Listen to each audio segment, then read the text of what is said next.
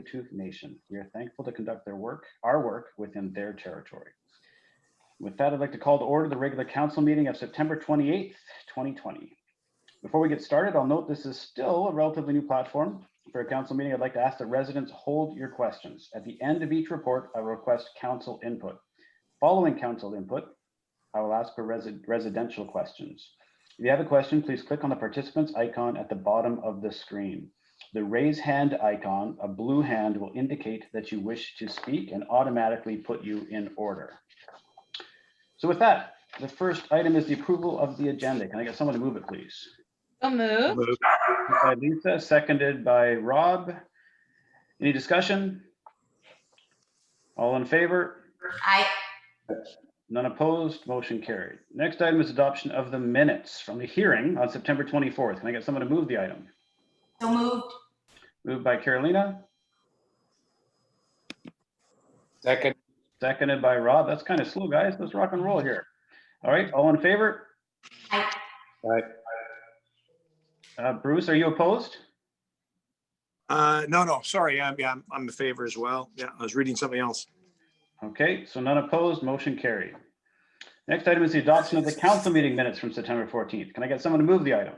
Moved. Thanks, Rob. Second. Thanks, Bruce. Any discussion? Yes. I will raise my hand if needed there. Okay, go ahead. You muted yourself. Oh, sorry. So regarding item 5.3 on Chris Boyd's engineering consultant report, there is a motion made by council that reads that council direct the CAO and Chris Boyd ISL Engineering and Land Services to contact the District of North Vancouver to request options and costs on fire flows for 60, 90, and 100 liters of water per second for a period of 2 hours. There is a part missing in my view of this motion. I made a couple of times the request of also looking into a 40-30 inflow from the District of North Vancouver, or what is the highest inflow that we can get from District of North Vancouver that we can get before we have to do any updates on our system or their system. This is something, that's missing here. I don't understand why, but it's something that the Water Committee has been asking for over a year now. So I want to know how to go about this. I don't know what my options are here. Your worship, This is just the minutes, Carolina. that information was captured, and that is what was discussed with the District of North Vancouver, but that wasn't what the motion was. We capture your request, and that was discussed. So I'm sorry, Lorna. So is Chris looking into this or no? Yes, we both have. Yes, Oh. and he'll be, yes. Okay, so I don't have to worry about how the motion is worded then. No, that's right. We did do that. Yeah. Thank you very much, Lorna. So you know. Okay, you're welcome. So with that, all in favor? Aye. None opposed, motion carried. Next item is a delegation. I'd like to introduce Tom Zajac and Helena McAllis of Coquitlam Search and Rescue, who will make a presentation. Thank you very much. So I think that the presentation is going to come up here. So Paul, it's going to move pretty quick for the first couple slides here, all right? So first, I'd like to say thank you very much for having us tonight. As mentioned, I'm Tom Zajac, president of Coquitlam Search and Rescue, and I'm joined with Helena, our vice president. We'll move to the next slide.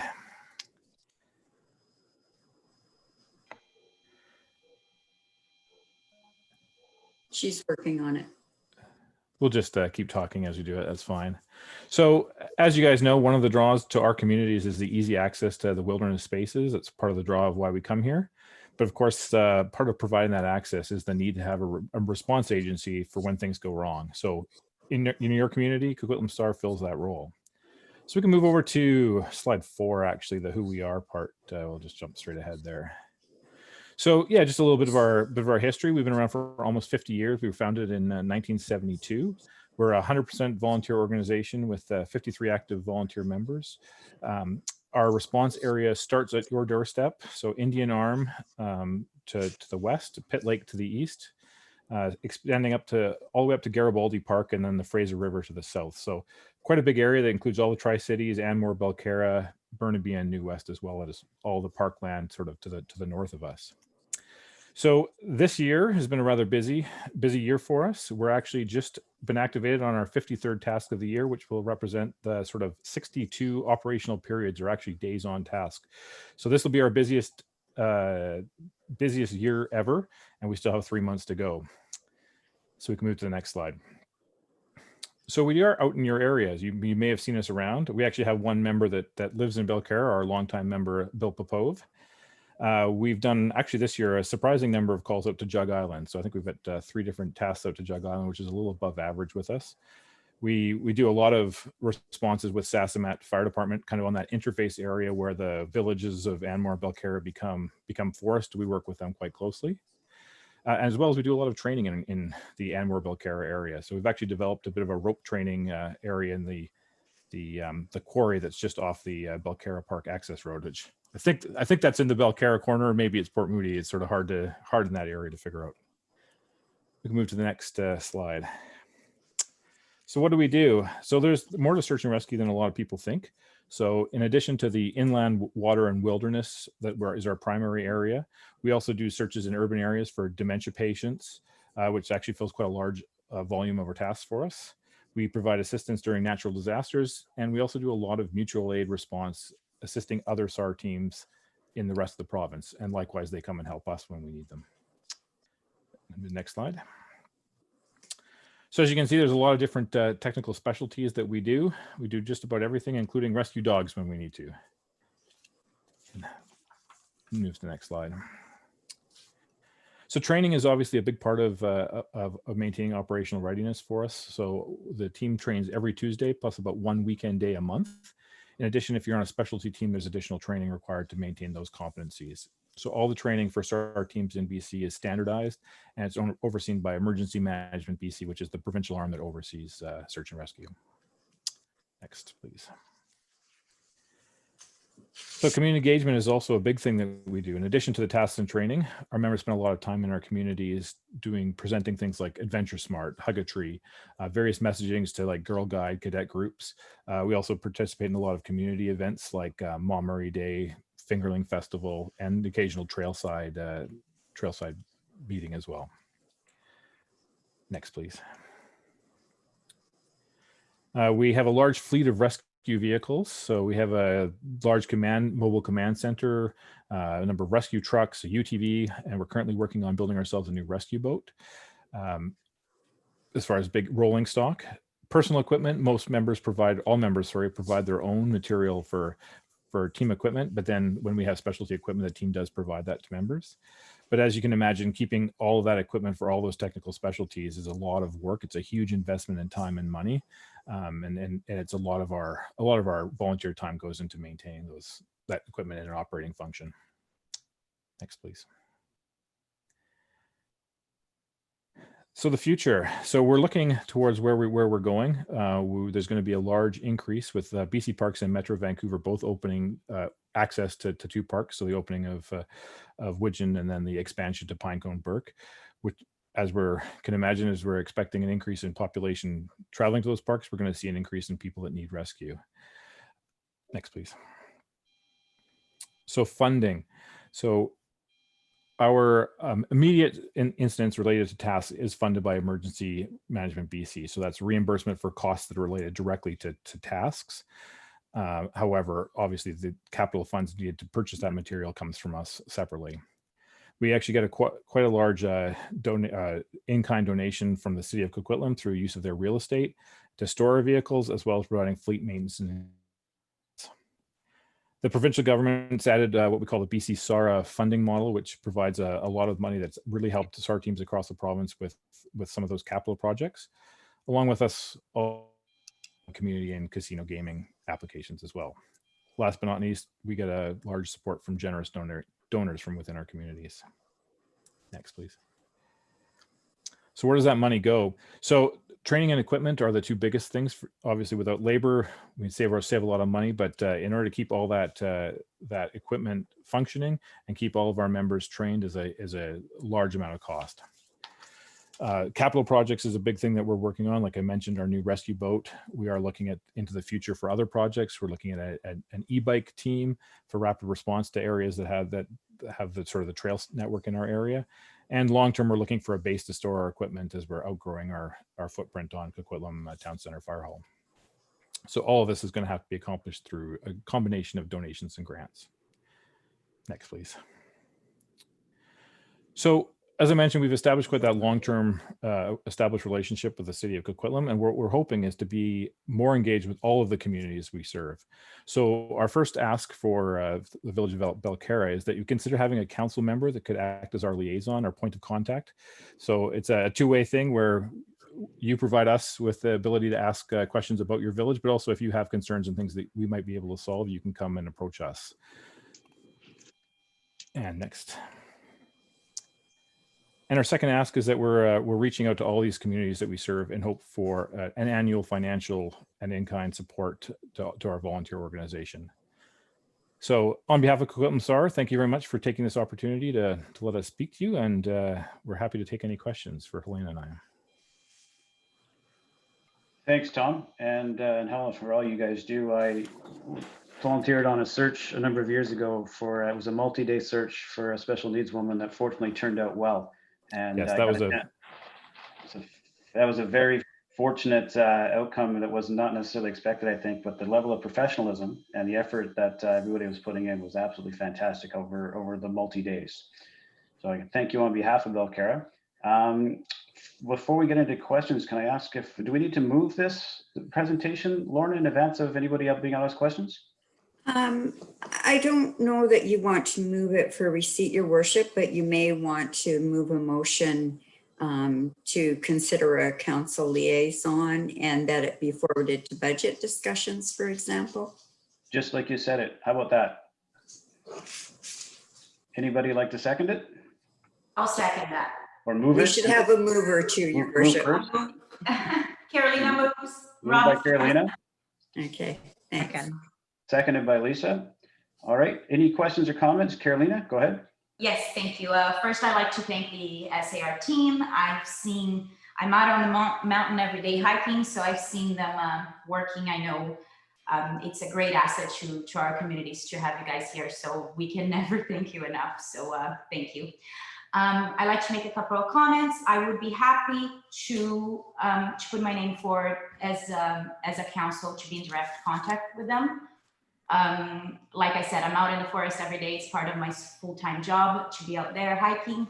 So I would be, I know a thing or two about hiking. So I would be happy to be the liaison of council for this. And I would also like to suggest a motion for us to do a donation for them this year. I would like to hear from the other councillors before I put that motion on the floor. So thank you. Those are my comments for now.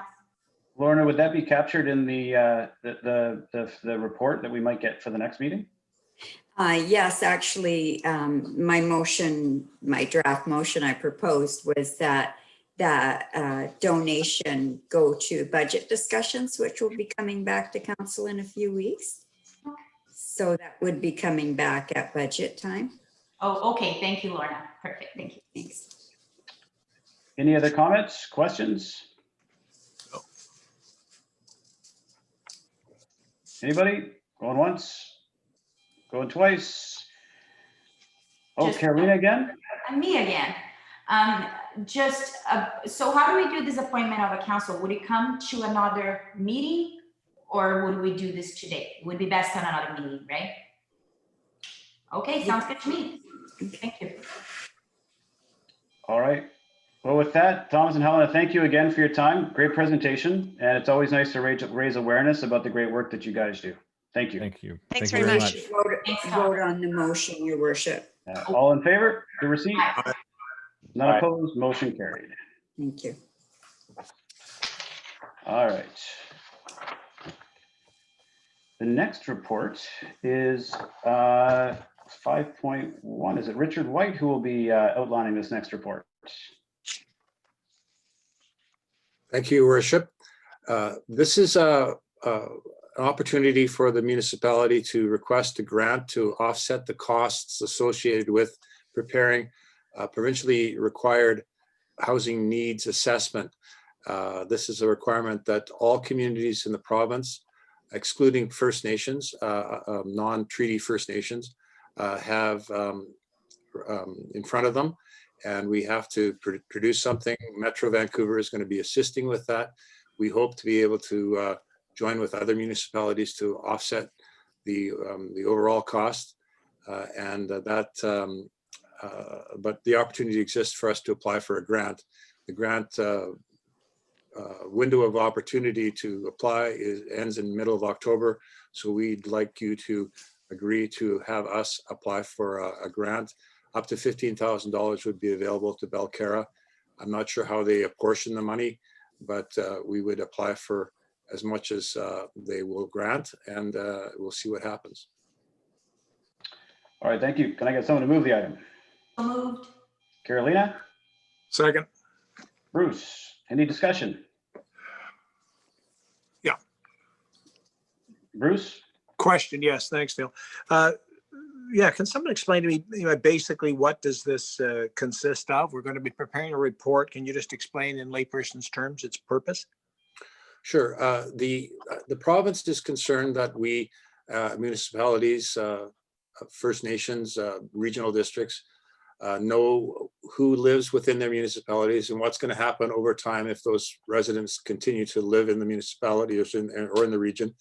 And to look at what is happening in the way of in-migration, either internally in the province, extra-provincial or international migration, to look at how the community is changing over time, so that in turn, the municipality and the province can do a better job of planning housing within our jurisdiction in Belcarra's case, or the province-wide in their case.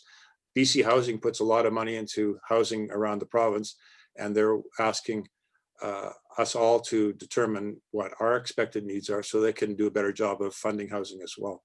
So for instance, seniors housing might be something that Belcarra would like to pursue in the future.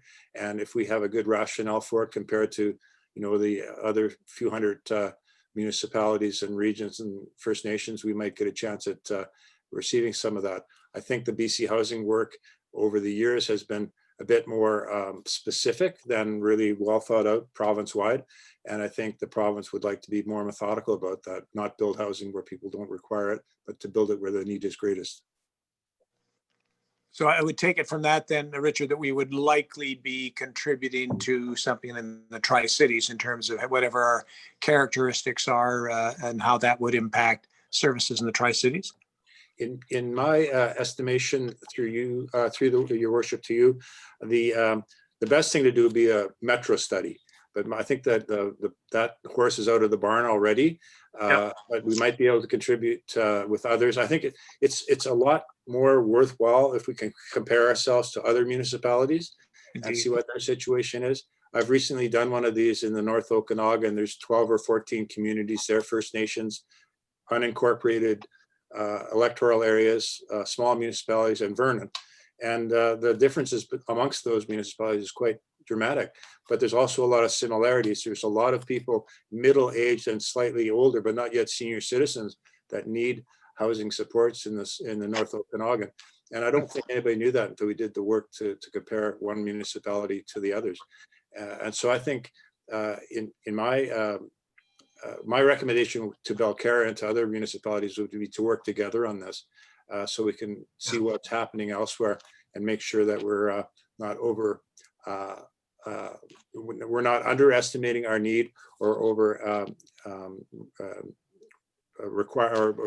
being excessive about making requests from the government about housing as well. Okay, thank you. Any other questions or comments from council?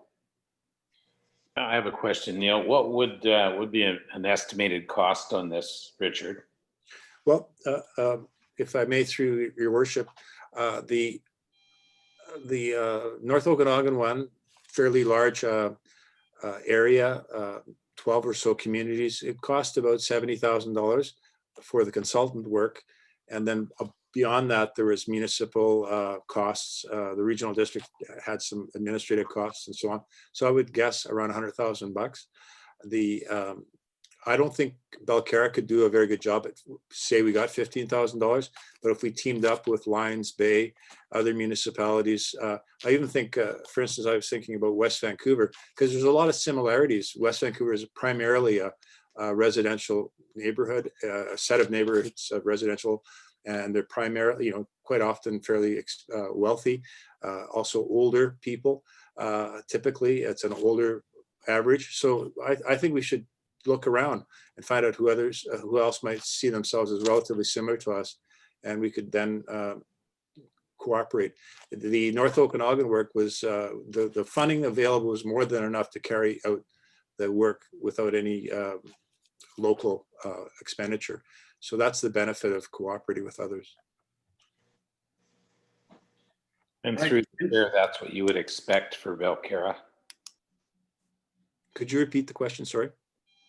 Through the chair. So you would have the same expectation for Belcarra, would be a net zero expenditure? Well, that would be the aspiration is there, but how we organize it, it'll be tricky because we'll have to get others to cooperate. But that would be what I would hope we would be able to accomplish. Yes. For instance, you'll see in the report, we reference the other municipalities that have asked for money in Metro, and there's quite a few that haven't yet. Apparently. Now they might be in this funding cycle. So if they are in this funding cycle, which we understand to be the last funding cycle, we will then be able to say, hey, Lions Bay, would you be interested in pairing up with us? Tsawwassen First Nation, how about West Vancouver? West Vancouver have their money already, but we don't know whether they started or not. But I think there would be enough municipalities that might be relatively similar to us that would see the value in cooperating. You wind up with a study that's fully funded rather than one that's partially funded. That's the real benefit. Thank you. Carolina? Thank you. Yeah, just support Richard's comment. I guess the right way to do is try to partner up with other municipalities. I would say Enmore as well, if they haven't done theirs. Enmore, Belcarra, Bowen Island. We could maybe reach out to Bowen Island as well. Yeah, that's all for now. Thank you. Jim or Sherry Chisholm, go ahead. Hi, it's Sherry Chisholm. I don't really quite understand how this applies to Belcarra.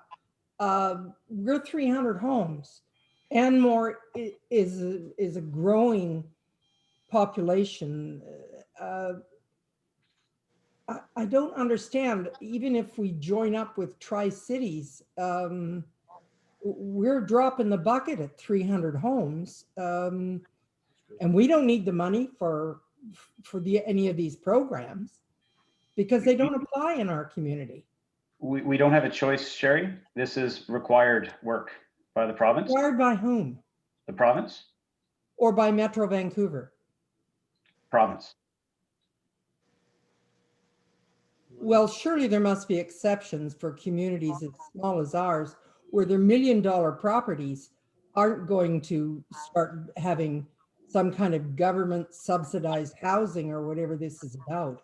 It just doesn't apply. I would hope some of the other councillors would feel the same. I mean, we only get grants when we spend money. We either have to meet them 100% or half. So it's a costly, does nothing for our village. Yeah, the experience with the provincial government, except the success we have with the speculation tax, has been appeals have not been super successful. We could ask Richard to see if we could negotiate an exemption or a variance from this report. I don't think Richard should negotiate that. I think one of my elected officials should.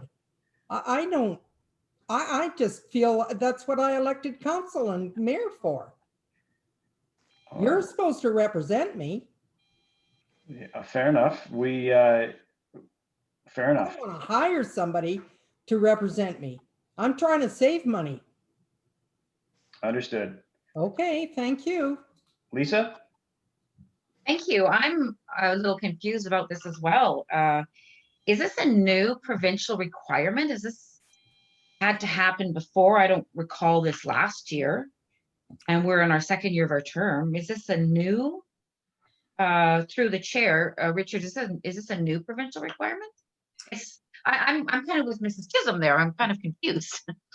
It is, your worship, a new provincial requirement, and their intention is to require each municipality or electoral area or regional district, as the case may be, First Nations that are interested in doing it as well, to have an update every 5 years once the first one is produced. And what we did in the North Okanagan, working for them as a consultant in my case, was to do one for the whole region, which makes a bit more, it's a broader group that then makes sense, because people that live in, say, Port Moody might desire to retire to Belcarra, or vice versa. Belcarra residents might figure they may need a different type of accommodation in the future. So having a regional or sub-regional perspective on housing needs makes a lot of sense. And I agree with you that it may not make that much sense at the Belcarra level. This is why the report that I've submitted, and also the discussion that I've been trying to suggest to you, is that a broader use of this, turning this obligation into something that's useful more regionally, I think would be a valuable approach, rather than just looking at it from Belcarra perspective, because people may live in different places as their circumstances change, and it might be a good thing to understand that need and those changes that occur over time more broadly. So I think that's why the province is requiring everybody to do it, because then there will be and they're paying for it too, which they don't often do. They can just tell us what to do, and they do that lots, but in this case they're also going to subsidize the cost of it. And I think if we do it creatively, like we did in North Okanagan, we can do it at no cost to the municipality. Our money. We're not going to get a grant for nothing. All these grants are our money. Carolina, question? Yes, to follow up with Sherry's question, and is there exemption available? Do you know, Richard? Every community, which is the term, so that would include unincorporated areas, does not include First Nations, but every community over 100 people are required to produce a housing needs assessment. And it's meant to be done. There's a deadline, not off the top of my head, but I think it's in about 18 months from now is there a deadline to have it produced, and then every 5 years thereafter. Now, of course, there's a provincial election going on. Who knows? I mean, this may not be a requirement 6 weeks from now, but the funding window closes before the provincial election. And so I think it's just wise for us to ask for money that we may have to use at a certain point in the future. If things change, we may not have to do the work, but I think we should ask for the money to protect our interests. Okay, thank you. All right, seeing no further discussion, all in favor? Aye. Aye. None opposed, motion carried. 5.2, Lorna, the report regarding parking and bylaw enforcement, please. Yes, Your Worship. The intent of this report was to summarize what's been taking place over the past few months with parking and bylaw enforcement. And I did go back a bit farther than that and just provided background into the changes that took place and when we actually started bylaw enforcement in Belcarra. So I think it's a pretty hot topic right now. And there are 15 letters on the agenda today, and more letters have come in past the deadline, and they will be on the agenda for the next council meeting also. So I provided some statistics in the report that I thought you might find interesting. And they are basically statistics from May to August this year, because the big change in parking, while we always had busy summers, the big change really took place when Port Moody put up temporary no parking signs all along Sasamat Lake and Bedwell Bay Road. And at the time of the implementation of the parking restrictions in Belcarra, we started issuing new decals and temporary guest passes and ticketing. And then in the middle of that, we had an amendment to the bylaw notice where we charged significantly higher fines for people who were parking illegally. And so my report is before you and for discussion. And I am recommending that a public information meeting be held on Zoom. I've given a tentative date. I think we had always talked about having a public information meeting. It's a little difficult right now because of COVID, but we could have one on Zoom if that was the wish of council. Thank you. Can I get someone to move the item? I'll move it. Second. Carolina, seconded by Bruce. Any discussion? Carolina, go ahead. Hey, thank you. First, I'd like to say I'd like to thank everybody that are sending letters in. I know this is one of the most contentious subjects on the table, at least on this mandate of this council. There's one thing I'd like to clarify. There is, yeah, we did pass the motion for residential only parking throughout the village. However, some places, there are some places left that has no signs, and obviously I've seen a few letters of people asking about that. If there is no sign, my understanding is that it's not enforceable. So if people have been parking on those places, either the parking lot of the village hall or any open spaces that they can park, the bylaw officer will not ticket them if there's no signs beside it saying that you could park. As we know, and it was one of the most contentious subject when this parking thing came to the table, it was the need for signs. It was first said that, oh, we can do it with one sign or two signs. Now, I guess we've all learned that, there's never enough signs. In order for you to be able to enforce, you will need the signs. Another thing too, some of the letters, there's a bit of confusion, I guess, of people saying, oh, I hear that council is thinking about taking every single sign down. I will speak for myself. I wouldn't think about taking every single sign down. It wouldn't even make sense if you see my recommendation a few months ago about parking when I hosted the town hall about parking. Obviously, there's many points in the village that I myself personally, I don't think is safe for people to be parking, either residents or visitors. So yes, there's some more things that we could address. Yeah, again, I'm not thinking about going, putting a motion on the floor to just go back and open every single parking spot. I think that wouldn't make sense. However, I would like to find a mid-term, meet halfway somehow. Not 100% people are going to be happy with what council decides to do this with parking at the end. But I think it's important to recognize that there's safety concerns around it. There's more people coming and parking on our roads. And before I vote on anything, I agree with Lorna's recommendation on putting that to a public meeting, because that's what we promised in the past. And we, I guess, again, I should speak for myself. That's what I had promised in one of the meetings months ago, is that we would host a public meeting to get all of the feedback. And the feedback is not feedback on whether or not resident parking should be village-wide. It's also concerns over passes, number of passes, and all that good stuff. So I do think that there's still obviously challenges ahead of us with this.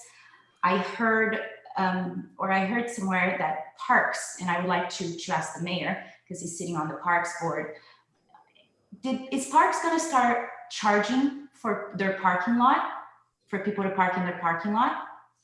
In Belcarra Park? Yeah, Belcarra Park, Sasamon Lake. I don't know about Sasamon Lake, Belcarra Park. There is talk next season of doing it, depending on how their trial in some of the other parks goes this year. Okay, so that is one thing we should keep in mind as well, right? Like if they start charging parking on their parking lots, obviously we're going to see some sort of overflow over here. again, I think the way it is right now, it's working for some, not working for others. So I think it's important for council to still hear some of the challenges that resident parking only brings, or concerns around passes, and whether or not, we usually hear from people that are unhappy, right? So I would like to hear a little bit more from everybody. And I would like to hear more about the two sides, the ones that want resident only and the ones that don't want such strict restrictions. So I have one more comment. Regardless of what council decides in the end, I would like to accommodate a couple of user groups, being the first one, the Sassamat Fire Department. In my view, I think they should be allowed to park anywhere they want. Most of the volunteers for the Sassamat Fire Department lives in Anmore, so therefore they do not hold a valid pass to park in Belcara. And I think if someone deserves to park anywhere they wish in our streets, as long as it's safe, certainly is the fire department members. So I would like to see them accommodated through a pass or something. And also I've said that before, the divers that often use Whiskey Cove or other parts in the village that right now they lost access to. They were always a very respectful group that cleans the beaches and parks respectfully. So I wouldn't mind accommodating both of those user groups.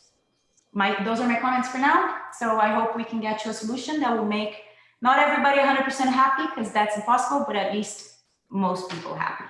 Thank you. Bruce, go ahead. Thank you very much. Yeah, first I'd say I like the Sassamat Volunteer Fire Department concept. Carolina, perhaps we could just accept. Do they not have stickers, Neil? Can you not identify a car that's Every car has a plate on it already. Yes. Yeah, it seems to me that would be a very good accommodation on our part and a no-brainer, but I agree it needs to go to a broader discussion. And I should also say that so long as we have COVID going on, I'm not in a rush to change our practices. I mean, I think it was a very wise move, even though it was contrary to the town hall that you hosted, but it was a wise move, and I think it proved to be a prudent one. I did have a couple of questions for Lorna, if I might. When I run through these numbers, so I'm surprised that we're talking 3/4 of the people that get tickets phone the hall to ask what the ticket is. Oh, yes. And they phone and they say, well, could you give us a reduced rate? Or I was just dashing off here for 5 minutes. We have a list of excuses that we've heard, quite frankly. So I'm surprised at the number. And did that stay consistent, or did it drop off after some time? I'm guessing it was consistent, because you say there are not repeat offenders here. It's pretty consistent. Yes. And most of them now, we have a really good system developed. We deal with them pretty quickly, but they do call and try to get out of their tickets. No doubt. Still call. I've tried to do back of the envelope calculations, but I'm assuming, and they're very rough, but you take in a gross of around $42,000. I'm guessing well over half of that is expended in staff time and effort to manage this process. We've always said it wasn't a money-making exercise. Do you have a sense of how much we're left at the end of the day? A part of it, maybe a third. Okay. Depending on, it's really been challenging this summer after they put the temporary no parking around Sassamat Lake. Absolutely. And then one last question. As I run the numbers down, it looks to me you start with 730 tickets. You end up with 110 going to the collection agency. And if I'm correct in my assumptions, it looks like around 40 of those thus far have been resolved. So we got something back. So basically 10%, we have no idea where they ended up at the end of the day. That's correct. But if they go to the collection agency and they're not paid, then they go against a person's credit record. Yeah, so not a good idea at the end.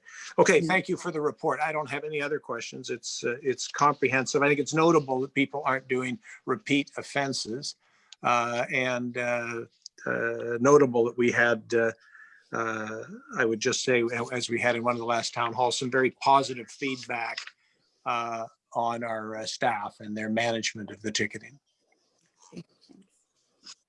Carolina. Thank you. Just another quick comment.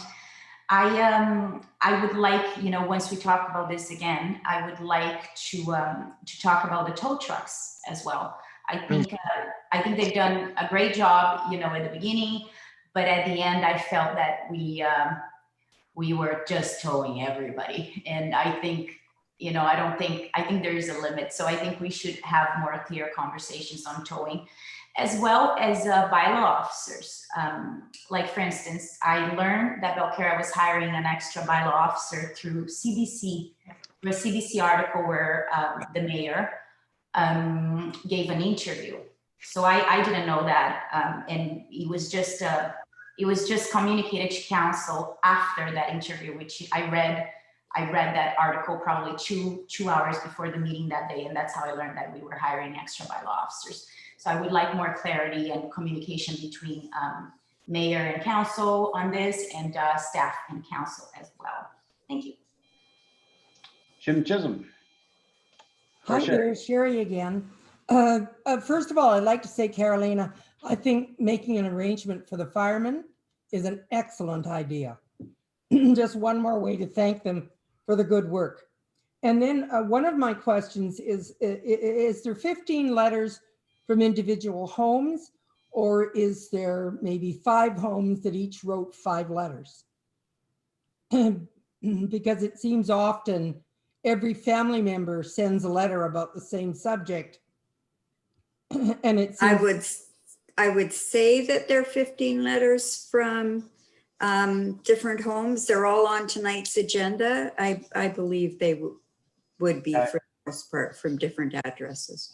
I think Lorna's right, Sherry. In this case, mostly it does represent households, unlike the another set of communications where we've got even children signing on petitions from the same house. We've got 4 people from some households, for example. So this is largely representative households, I think. Oh, good. Okay, well, that's good. And, the parking that we're having, if we take some of it off for the winter, then people will come back, the word gets spread out, and then the people will be all ready for next summer and come back into the village. And I don't really think it's the responsibility of the taxpayers fixing the roads and driving in and out to take care of the parking. Their parking is absolutely inadequate, as we all know. I don't think anybody would disagree with that. And when the people park beside the road, then the pedestrians have to walk on the road. So it's not safe for anybody. And I think that, I think we've discussed this so many times. I keep throwing everything back at our elected officials. Let's not have any more public meetings. Half of us want the signs to stay, and I guess a certain portion want them gone. Why doesn't council? We've elected you, we've put our trust in you. Let's take your logic and put our trust in you folks. Make a decision. Let's stop talking about this and do it. Thanks. Ben Shulistani. Comment, I'm still going here. Parking tickets, was my understanding that if somebody does not pay their ticket, then when next year they go to buy their insurance, they can't get a license, insurance, unless they've paid for parking tickets. Is that wrong? We don't have the authority for that. Oh, okay, fine. Thank you very much. Thanks. Ben Shulistani. Thank you, Mayor Belenki. My concern is about the parking in Marine Avenue. I think that it would be appropriate to keep it consistent with the bylaw and have it as permanent residence only, not rather than just permit only, because what we are seeing is that it's not what we are seeing. We see people coming from outside who are either like maybe coming for short-term stay, they are guests from abroad, they are like, there's so many users who are not have anything to do with Belcarra and come and use the parking space in Marine Avenue. And I think it also is inconsistent with the bylaw for the docks, because according to the bylaw, it says that the users of the docks is supposed to be the residents and also the residents of Belkaran, rather than basically like Airbnb, guests, whatnot, people like who are coming from abroad, and so many different uses that are against the bylaw for the purpose of this in parking regulation. So I think that to be consistent with the purpose and the bylaws of other, for example, the dock usage, I think I strongly recommend the council to change to being consistent with the signs and keep it as permanent residents of the block, or at the very least for example to Marine Avenue. So that people don't take advantage of this opportunity to run their businesses and meetings and parties and just use the space and have no room left for the residents to park their cars. I just throw Thank right. All right, thank you. Seeing nothing else, all in favor? Aye. None opposed, motion carried. That motion. What's the motion? So Lorna, for 5.3, if you would like to outline this report, please. Okay. Yes, Your Worship, I was just asked as a matter of interest to provide an overview of some of the work that staff have worked on this year and are currently working on. So I've just thought I would do this maybe once a month, once every 2 months. And this is just a list of some current staff projects that we have that we're working on in the office and in Public Works. Thanks. I think it's very valuable. Can I get someone to move the item? I'll move it. Carolina, Rob seconds. seconded by Rob.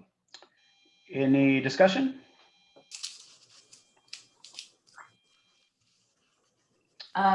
Just a comment, if there's no discussion. Thank you, Lorna, for doing this. It certainly gives us a better idea on what you guys are working on. You know, we know most of it, but it's really nice to see it laid out like that. Thank you. All in favor? I None opposed, motion carried. 5.4, Stuart, the Tatlow seismic switch. Can you provide your report, please?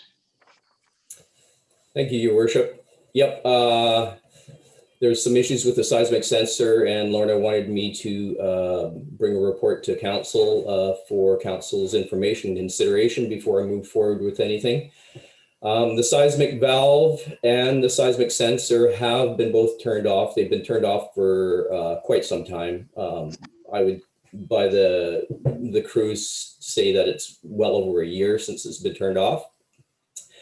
Anyway, so I was hesitant to get everything going until I did a little bit of research and assessed a quick assessment of the value of it, and if there's any positives and negatives.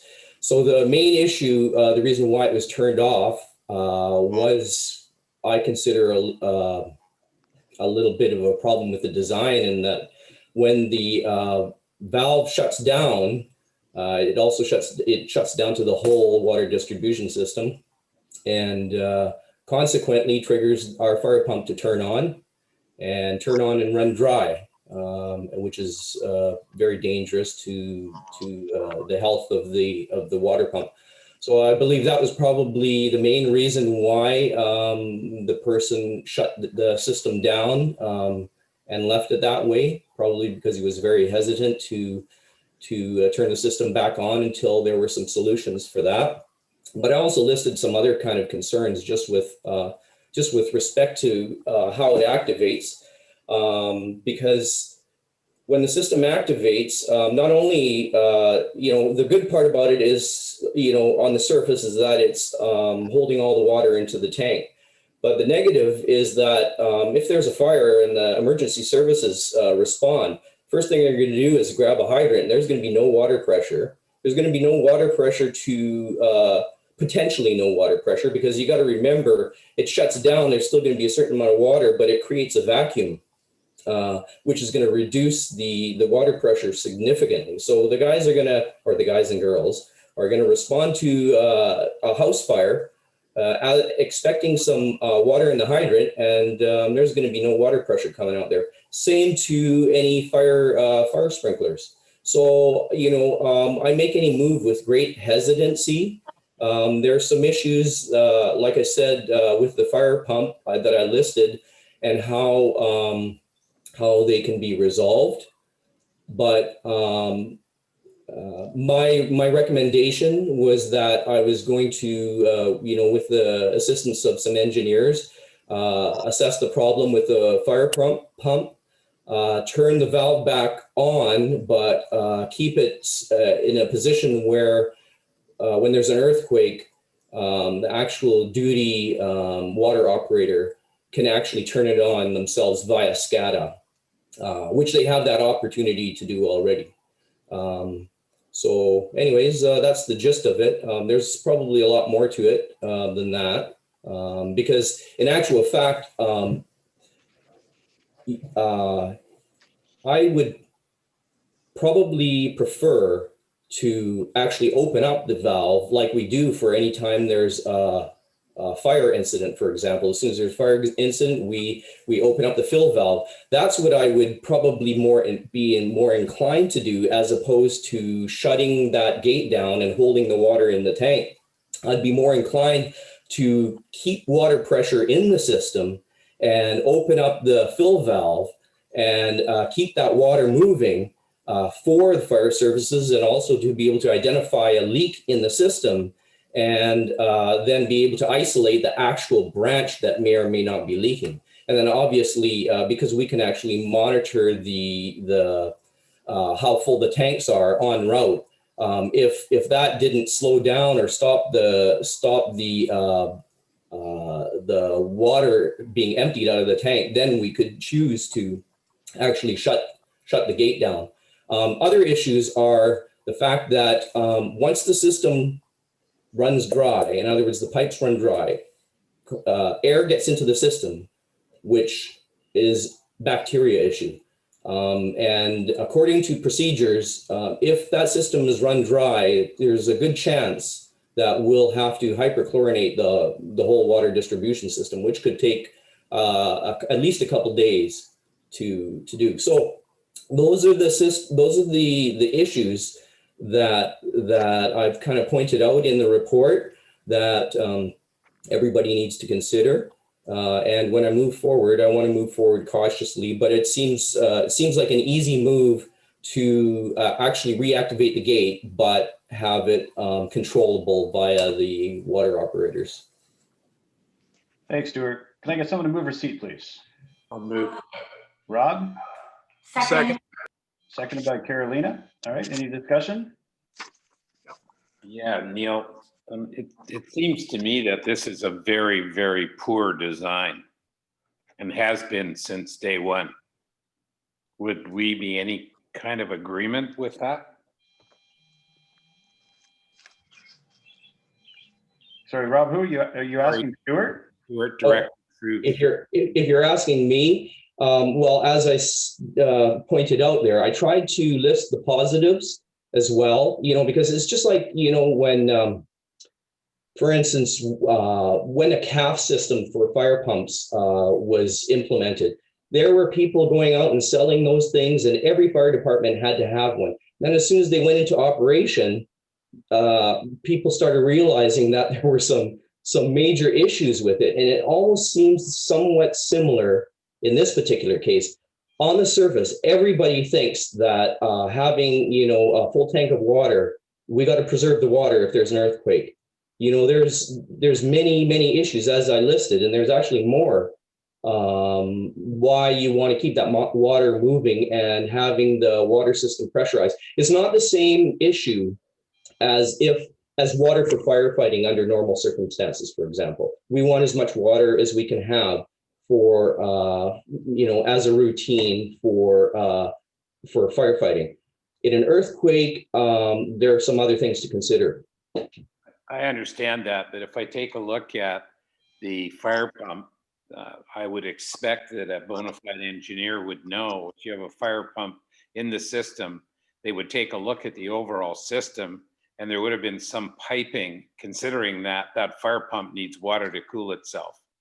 That not being the case, and being able to fry a $30,000 piece of equipment, to me, is gross negligence on the part of an engineer, or it's a case where the engineer doesn't know what the rest of the system even looks like, and they engineer things as a standalone.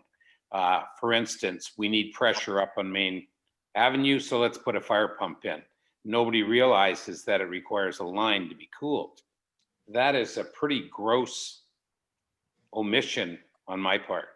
I would think that we would have in this design of what we're running at this point in time, especially, we would have a very, very good idea of what was done properly and what wasn't. Well, yeah, but I mean, I wasn't there when the system was designed, and I honestly don't know if that seismic valve, if that system was implemented at the same time or after, after the original design. So in other words, without the seismic valve, everything is fine. If it was an afterthought to install the seismic sensor and seismic valve, then it's hard to blame the original engineer that designed the rest of the system. If you're going to add a piece of equipment to an existing system of this nature, I am certain that it would have been engineered. I mean, I can't believe that we would make a decision to put a seismic valve in without having the sign off of an engineer. That to me is.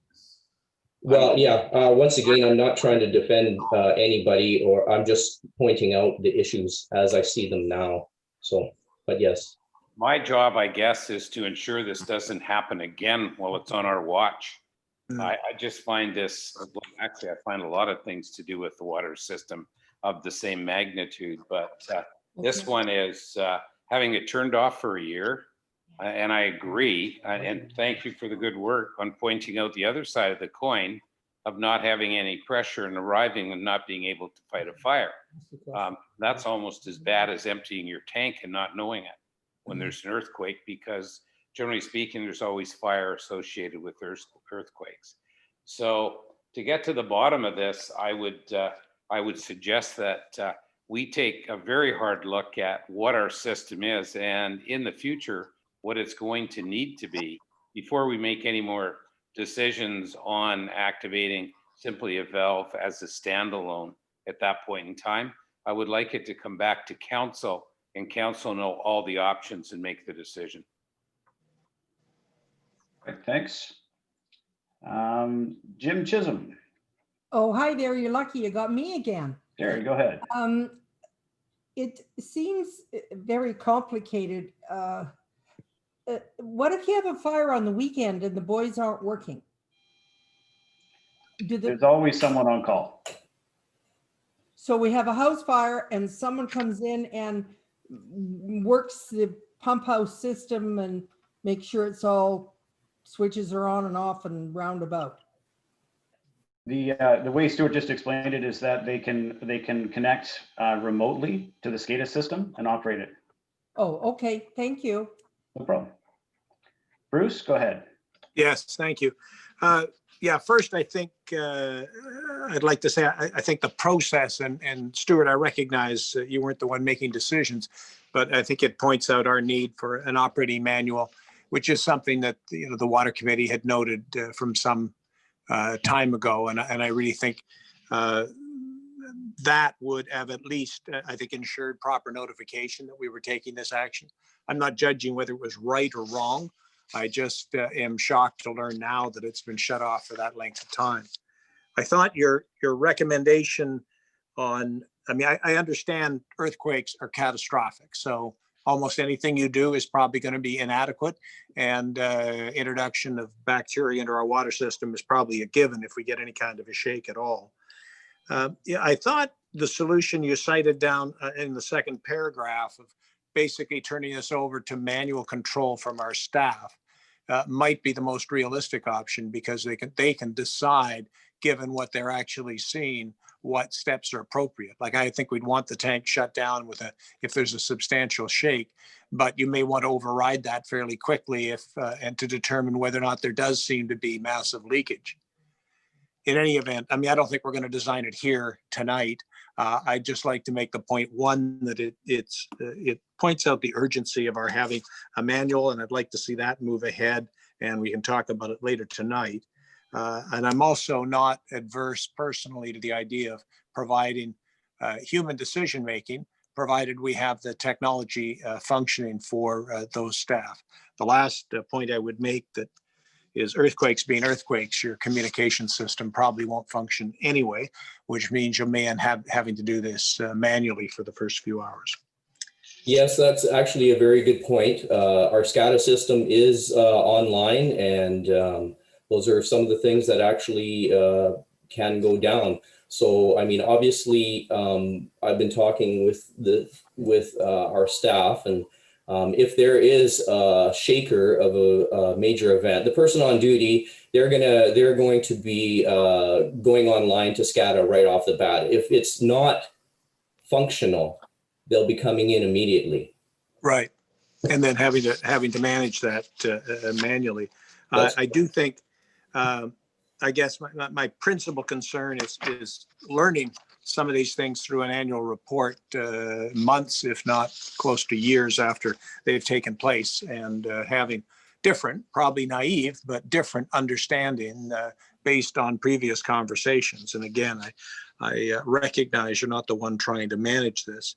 I did also think when you made the point that having the seismic sensor close to the pump could in fact provide a feedback, right, where the activation of the pump would lead the sensor to believe it had a shake.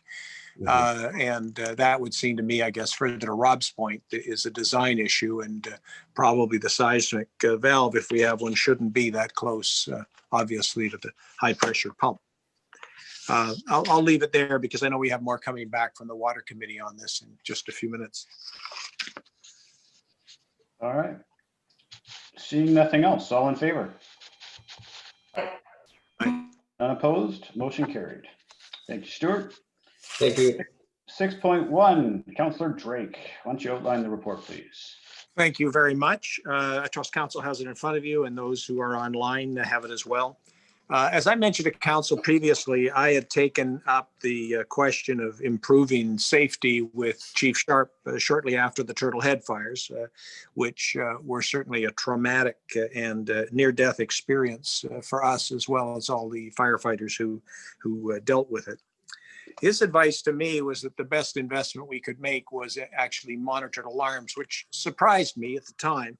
But having done a substantial amount of research later, I am satisfied that it makes good sense.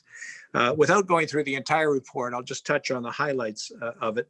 Most of us now, and most people in North America, do have alarms. What is shocking, if you read through the report, is how many of those alarms don't work. The most important dimension with them is the risk of death, which obviously is our biggest single concern, and that it would appear that the likelihood of death can be reduced by up to 60% simply by introducing monitored fire and smoke alarms in homes. And for us, particularly given the fact that so many people here travel, or that we're some distance away from commercial outlets, our homes are empty much of the time. And the summary you'll see at the end of my report, which I asked Jay Sharp to do, because respecting his advice that assessments of fires basically belong to the chief or the party in charge of the fire, he's provided that. And if you scan through that, you'll see that in the fires that he cites over the last, I believe, 5 years, a significant number, the homes could have been saved. And in a significant number, it is very likely that the Sasamat Volunteer Fire Department would have encountered much smaller and more manageable fires if they had been dispatched right away. I do want to note that the fact that alarms are in homes, which many have, particularly draw attention to the fact that a substantial number of those alarms don't work, and especially battery-powered alarms. But with monitored systems, those are tested periodically. And in addition, because monitored systems now interact so that if one alarm goes, you get the entire home going off, you don't sleep through an alarm, which seems to have been the cause of some unnecessary deaths in the US research.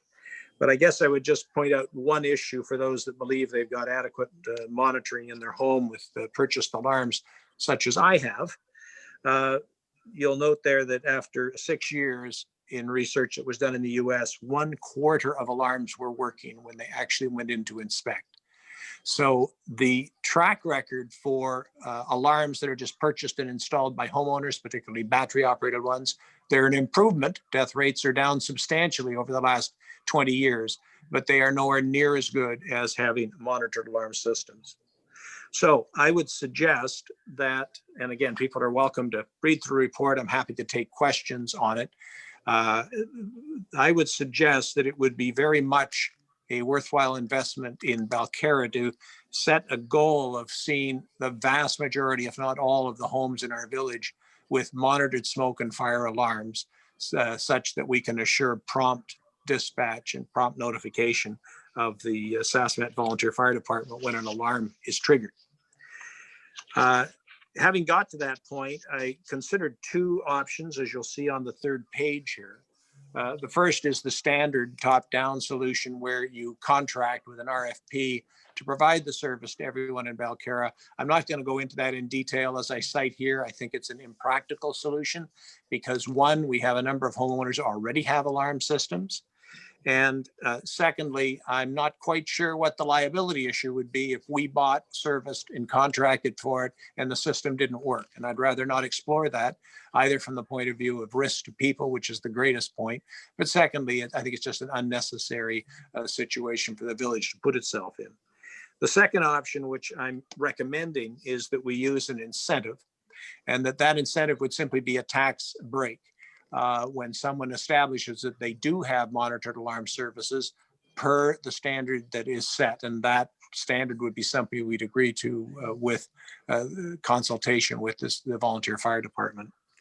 And if you're in such a position, then you would get a tax break. It would not cover the full cost of your service, but it would be enough that I think we would see a lot of people take that, because if they can get the monitored service for a few extra dollars and the municipality is providing the balance, I suspect we'd see a high take up. It also has the advantage of giving us a number count every year as to how many of the homes are in fact receiving monitored service. I'll stop there. The report obviously goes into a lot more detail, but I think those are the highlights. Thank you, Neil. Thanks. You got someone to move the item? I'll move it. Carolina? Second. Second by Lisa. As we get into discussion, Bruce, did you take into consideration the insurance discount already provided for monitored alarms? That is obviously a factor we'll have a look at. It's complex though, and I found that not all insurance companies provide it, although almost all providers will tell you you can get it. And maybe some people have had different experience. But I'm also a little leery, quite frankly, given the wildfires we're seeing to the south. I don't expect any insurance companies are going to be offering anybody a break for the next few years. They've burned through and off many years of profit this year. My guess is we're all going to be looking at some fairly hefty raises. And it may have the effect that you're alluding to, and I know in some cases they offer it, Neil, but I haven't researched that in detail. You do remind me, though, I should mention one other thing. I have asked TELUS to have a look at the potential for the monitoring of wildfires, because this, of course, well, monitored homes would likely reduce substantially the risk that we would trigger a wildfire through a house fire, just because they'd be smaller in the vast majority of cases and more easily contained. It doesn't address the issue of being exposed to wildfires.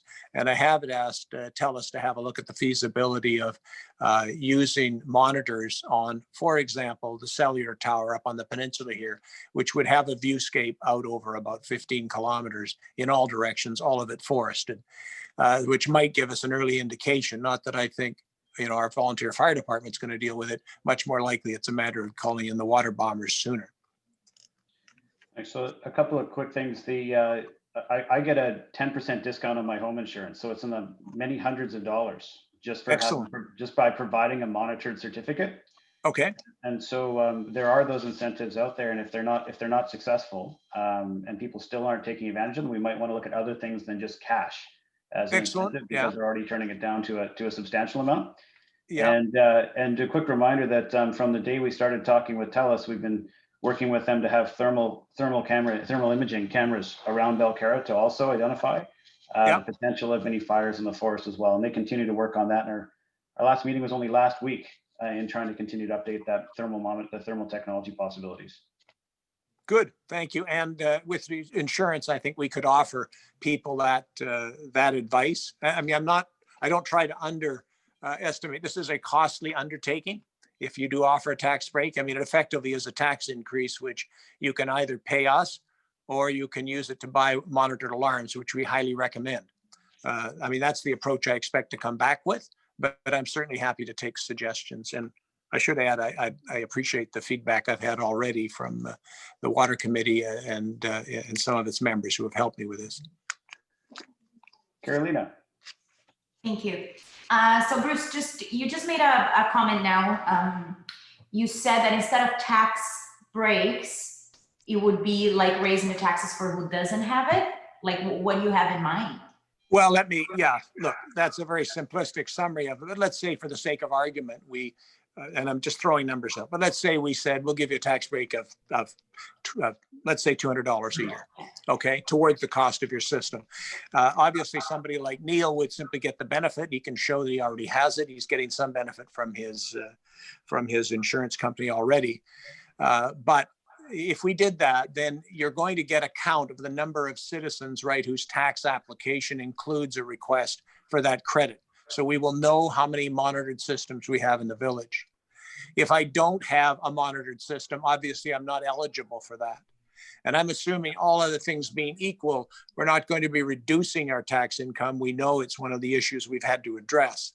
So I'm expecting that this will have an impact on taxes, just that you can offset it if in fact you do as we wish and confirm that you have monitored alarms. As I say, it's, this is a no-brainer in my mind. It's good for the homeowner. It helps protect them. Most importantly, it protects lives. But having your neighbor with a monitored alarms means your home is safer.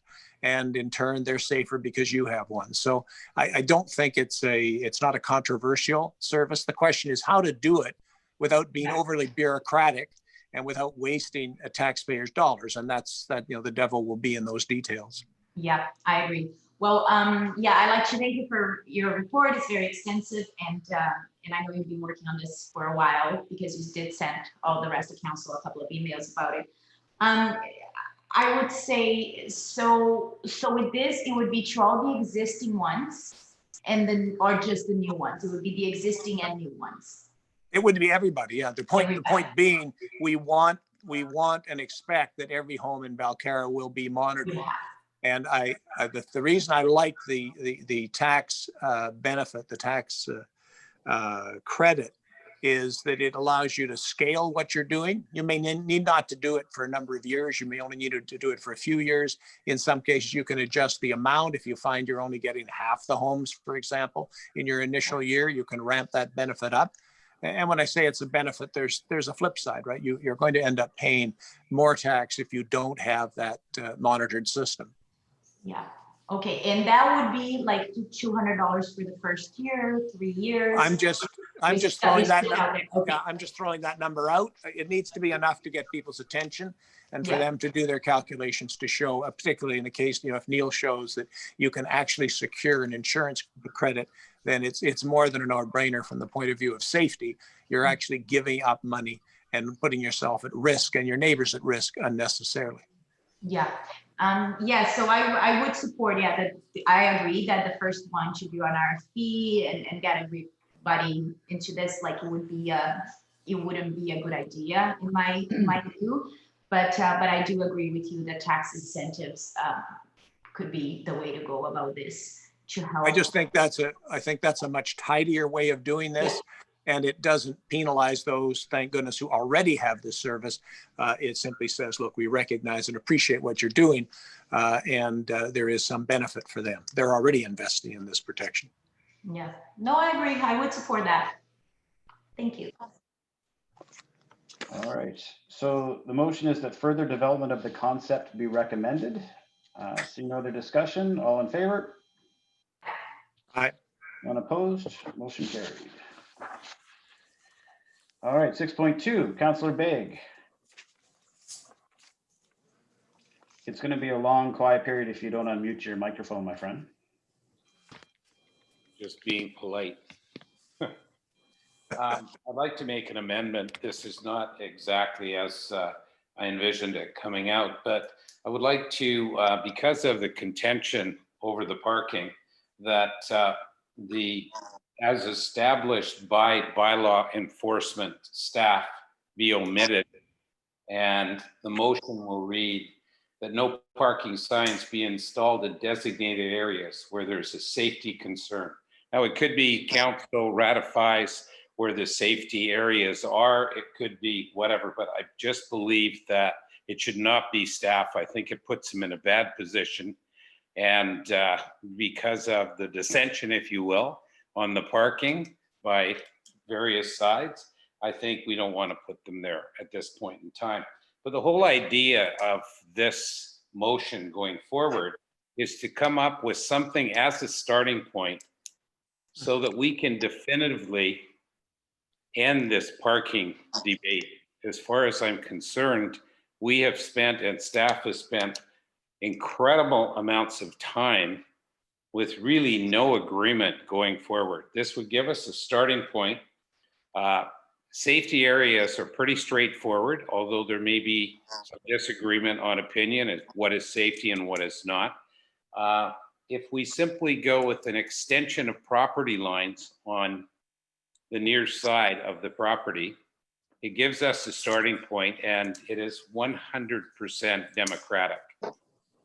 The only people that would be at a disadvantage would be, for instance, myself, that the parking that we would have in front of our house happens to be in a turnaround. We don't have any parking. So I don't have a problem with going to my neighbor if my neighbor had parking only for them next door. That was their parking area. If I had any function going or any guests coming that I couldn't accommodate on our property, and discussing with my neighbor whether or not I could use their parking space, if you will. If somebody doesn't want parking, very simply, there's no signs. It seems to be that some people feel that anybody should be able to come and use those spots. Also, another group, if you will, is upset about requiring parking passes, requiring visitor passes, et cetera, not having them when you need them, that sort of a thing. This is simply a starting point, if you will, that we can start moving forward to putting an end to this whole parking debate and the amount of time that staff is spending on it, as well as works, et cetera, both internal Lorna staff works going forward. And it is cost neutral. Once we start this, if somebody doesn't want a sign, the sign comes out. I've looked at most of the signs. It's very simple. You push on it twice and you can push it over. So it's not something that's going to take a lot of time to install. If we would request that in front of our house, we would like that signs be available and that parking becomes for the residents of a certain address or a certain group of addresses. If a number of neighbors are all in agreement, which it also seems to be the case in specific pocket areas, they would pay for those signs. Once we finished the program going through as the starting point, at that point in time, if people want to change, entirely up to them, they pay the cost. They pay the cost for our municipal staff. They pay the cost of signs. It again becomes cost neutral to us. And we start solving this problem, I believe, once and for all. Otherwise, we're on this path, I believe, to destruction of dividing this village even further. So that would be all. I'm happy to take questions because there's a lot of exceptions, I guess you could say, to this rule. What if somebody doesn't have parking in front, like ourselves, Mary and I? I'm quite happy to implement this and not have parking. I did put parking on our property, and we can park a large number of cars. Where people don't have parking at all spots, they might want to consider finding a place on their property that they can actually put a couple of spots. Mhm. For that matter, people that really think that we should invite guests into the community, they might want to consider putting a couple of parking spots for people that they might associate with, for instance, bicycle riders that want to ride. We're very unique in that most communities welcome people to their community, and they do it for the reason of commerce, to support their local businesses. Unfortunately, Belcarra has none, which means that everybody that we invite into the community is basically a cost to us. So hopefully people understand that this is a starting point and would be tweaked as we go along. But I think it would be a good start to stopping the division that's being promoted within the community. I'll leave it at that. All right, can I get someone to move the item? I'll move it. Carolina? Oh, Rob, it's Rob's motion, so he should move, right? Can he? Lorna? Yes, he may. Oh, well, I'll move. All Absolutely. right, so Carolina, you'll second it? Yeah, I'll second. All right, Carolina, go ahead, please. Thank you. Thanks for putting this through, Rob. I'm a bit confused now to what the process will be because we did vote on Lorna's recommendation of putting public meeting. I would say that I understand the frustration. I think it's something that will always change with time. You know, people put signs here that's resident only, they don't want it anymore, you know, or maybe there's a spot that has never been a problem before, but it will be in the future. So I think it's something that's always going to be changing. There's a couple of things here. I wouldn't agree with this scenario of having signs and parking spots on village land, really, being limited to just that household cars and guests. I wouldn't agree to something like that. And the reason is because if you have restricted parking, permit only parking, I think all residents from all of the other roads should be able to park, you know, on municipal land where they're permit. So that's not something I would personally support, that part of the motion. As far as staff time goes, I think it gets tricky. Like, are you thinking about just charging them for signs or charging for signs and time? And staff time? Absolutely. Signs and time. And just to your last point about everybody should be able to park everywhere, I agree. But if you take a look at many municipalities, they've already implemented this for parking of a certain block. And it has to do with too many people that wants too few parking spots. Mm-hmm. And we have that problem. So yeah, I can see that being a problem on municipalities that are much bigger than ours. But our municipality is so small. I don't think like cutting a parking spot from people that lives 2 or 3 blocks away, it's not appropriate in my view. So that's not something I would support. As far as paying for signs, maybe, although we have quite a few of them now, but paying for staff time, that's not something I would agree, because that's what we pay taxes for, right? And signage, correct me if I'm wrong, Lorna, I believe it's one of their, it's part of their job, right? Putting signs, removing signs. And I understand this is very time consuming, but isn't that part of their job for Public Works? That is part of their job, but. Thank you. So yeah, so I can see. Yeah, I can see it's time consuming, and you know, if some of the poles are already there, I guess it would be 5 minutes. But if you're installing new poles everywhere, it's, you know.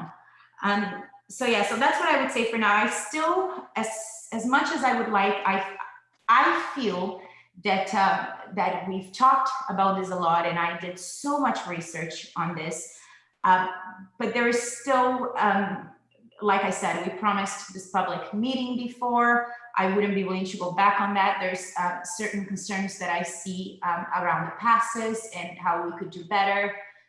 with that. So I would like to hear from people. I'm also in no rush as we are off season now. And we might see a lot of traffic in the coming days. It's going to be nice and sunny, but it's October. So I would like to hear more from residents on both sides of the village about. To address one of your items, Yeah. it doesn't matter the size of Belcarra. It's the number of people in relation to the number of spots. And I think if you take a look at the areas down in Vancouver and the number of actual residences that have exclusive parking, you're going to find that we have a larger number of people here that want these spots, if you will, than Vancouver does in a specific area. So it's got nothing to do with Belcarra's small size.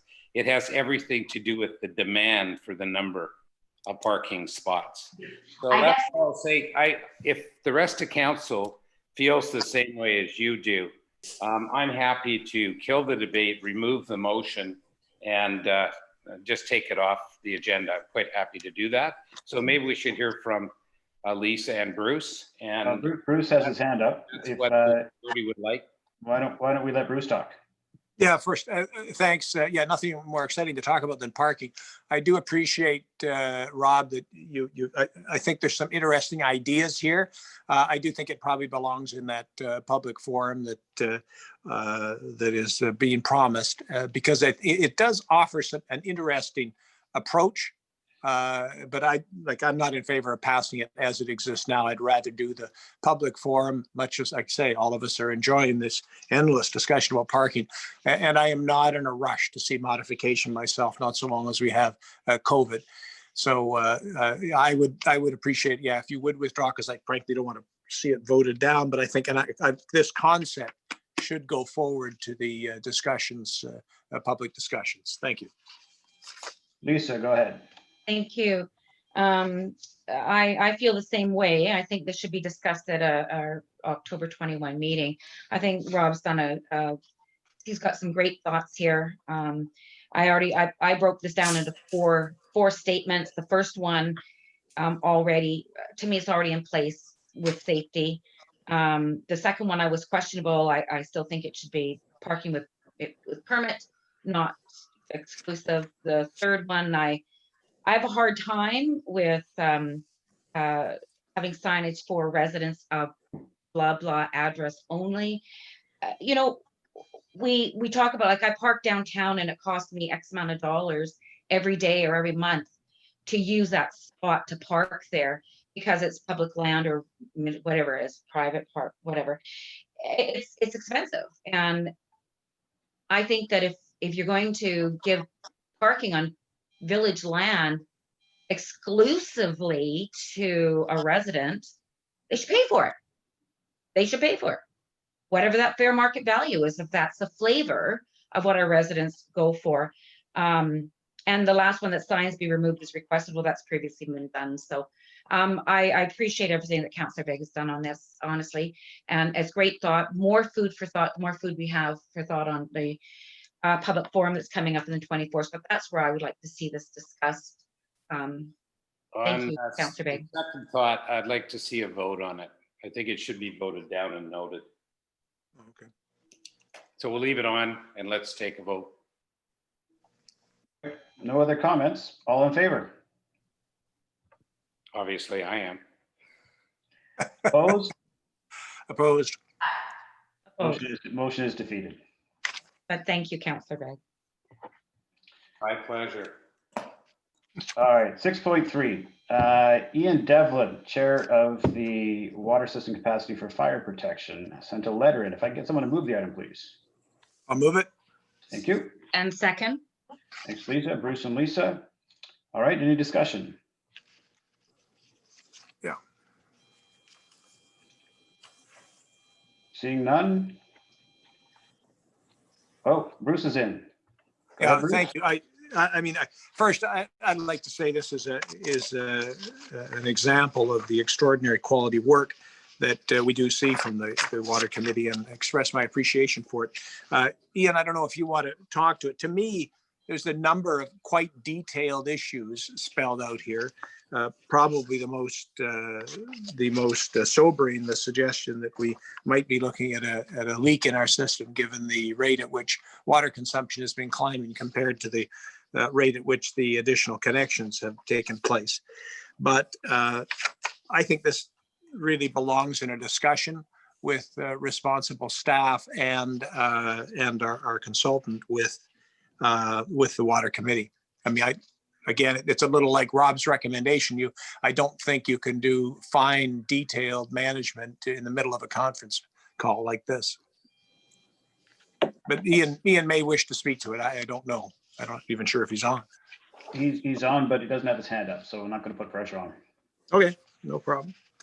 So I guess just, if I may, Ian, just summarize what I see from this. I mean, it reiterates the point that we need to have a manual, and we need to have a manual sooner rather than later. The concern cited about the altitude valve is something I have written to council about previously. This to me is even, well, it matches the shock I got when I learned we didn't have our seismic valve on. This is even worse, because this is a resetting of a refill level that would leave us potentially lower than our reserve was when the Turtle Head fire occurred. You know, and Neil, well, you and I have gone back and forth on whether we ran out of water once or twice. I certainly agree we ran out at Turtle Head. And at that point, that tank was at 71%. This says we're now allowing our tank to drain all the way down to 55 before we refill. So I think it's absolutely urgent that we look at that level, determine what we can cope with from a point of view of water quality, and get it as high as practical as soon as practical. Thank you. Ian, you put your hand up, please, if you'd like to comment. Yes, thanks for the opportunity to speak to the council. We in the water committee were quite concerned that we found this information out in the 2019 water report, which basically indicates has been probably going on for 2 years. And we weren't aware of the settings. We weren't aware that one valve was decommissioned, and the other one was the settings on the Tatlow tank, which in fact meant that the Tatlow tank could go down to 55% before the input flow started. Also in the report, we indicated the time to fill that tank from that 55%.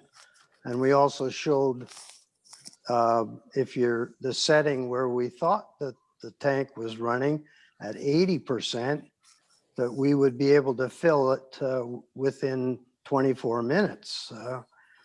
So the whole idea or the concept of fire department, when they got a call out that the tank valve would immediately start to refill the tank, so that hopefully during the response time, the fire department would arrive on scene with as full a tank as possible. That just wasn't going to be possible with that 55% setting.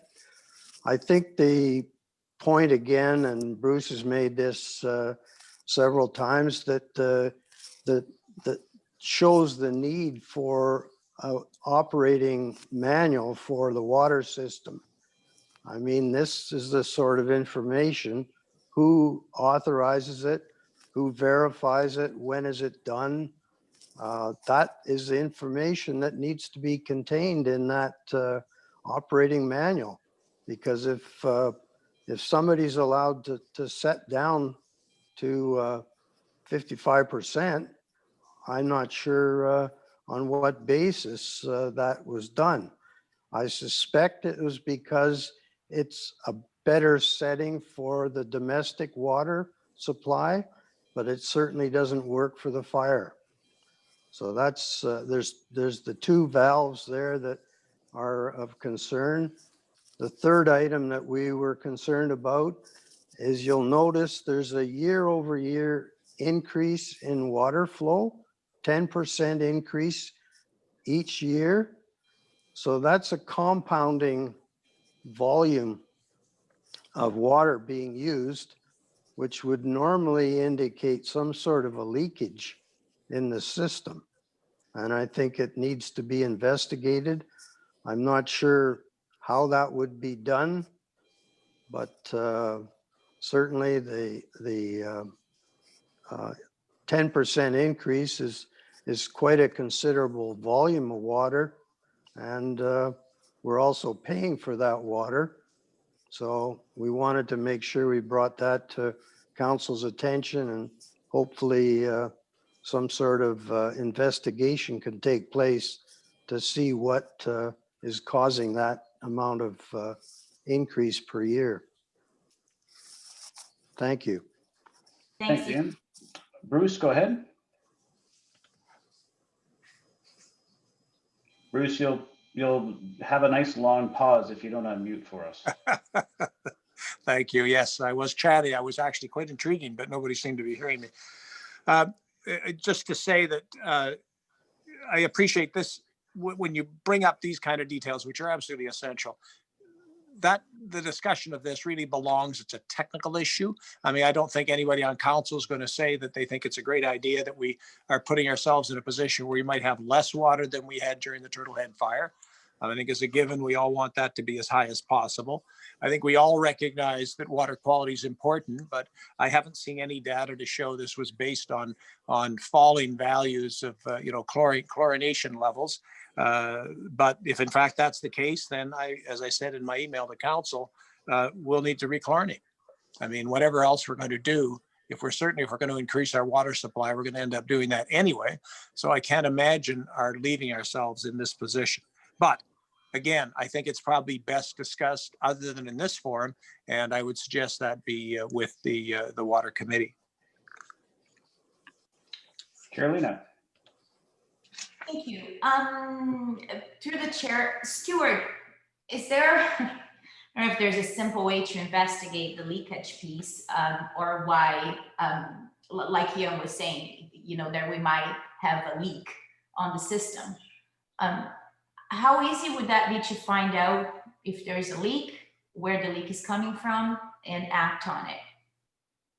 Well, first of all, thank you for asking me. Leaks are a concern that we talk about all the time. So it's not like we are not working on it. We actually bought a new leak detection system just recently. However, it hasn't given us any results.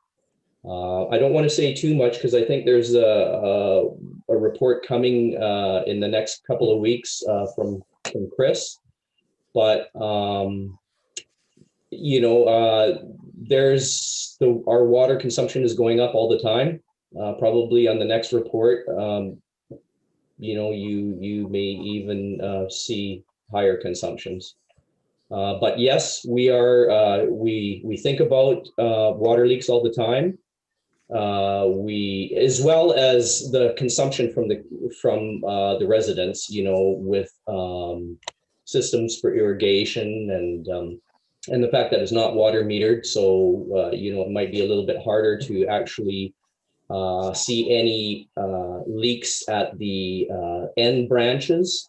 Where it may likely be a higher possibility because we don't have any metering, but we're working on it and we're always concerned about it, and we have bought leak detection devices, and we're actually working on other issues as well that might help. Okay, thank you. And I guess another comment that I would make, I think is really important given what happened at the Turtlehead fires. It's really, really important that council is made aware by staff on how low the tank is.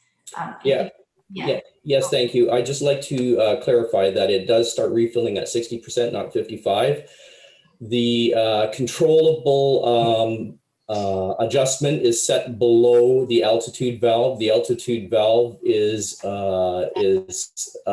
permanent setting, and the actual adjustments the adjustable valve, this is actually not even really a valve. They're just solenoids that go on either side of the main altitude valve bladder. And so they're a lot less reliable. They can get air in the actual system. As a matter of fact, we had air recently when we were doing some service on the water distribution lines, and it got air into the refill valve, and it put it up to maximum. And that's where it stayed for probably 2 days before we got a service technician in to help us out. Just a note, the system didn't overfill, which is kind of interesting. Okay, thank you. Those are my comments for now. Thank you. Chris Boyd, why don't you go ahead since you've put your hand up, chime in. Yeah, been looking in the background all night. Felt like I should say something. Thank you. Yeah, so on the topic of leaks, like leaks are extremely hard to detect. Unless it's a very, very bad leak, it becomes obvious. When you have little small leaks here and there, they're almost impossible to find. Like you'll just be chasing your tail for a long time trying to find them.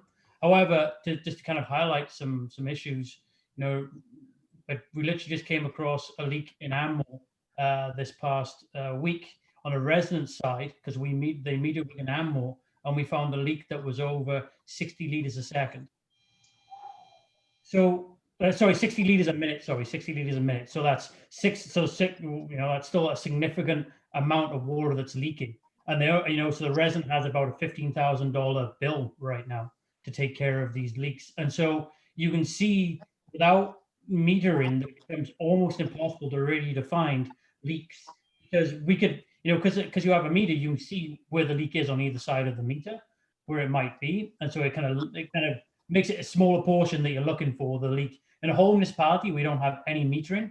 I would say it's like a needle in the haystack, and you just won't find the leaks that you're really looking for. You'll spend a lot of time, unless it's a major leak, then you can have some success. But even then, I found that it's kind of hard to find. So that's the leak side of things. Just to quickly go regarding the levels within the reservoir. Stuart kind of touched upon it.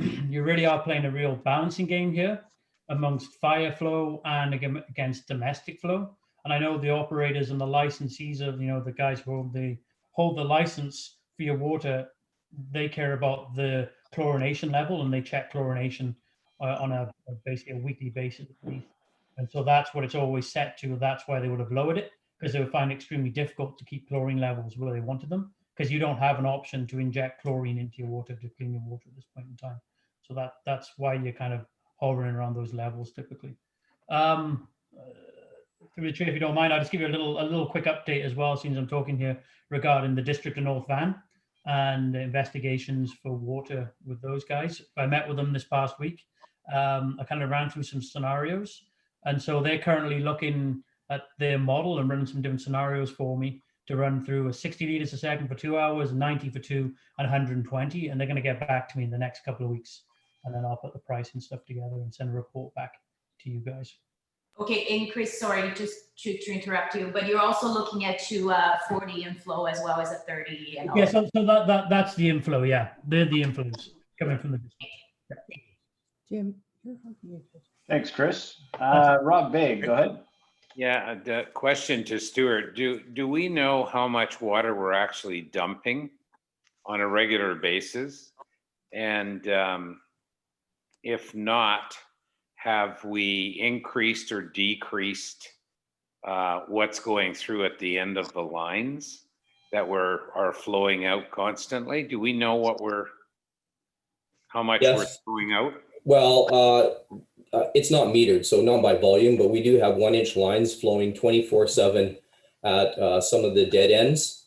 So yes, and incidentally, the higher the tank reservoir, the more water in the reservoir, the more water we end up having to dump just to keep the quality proper.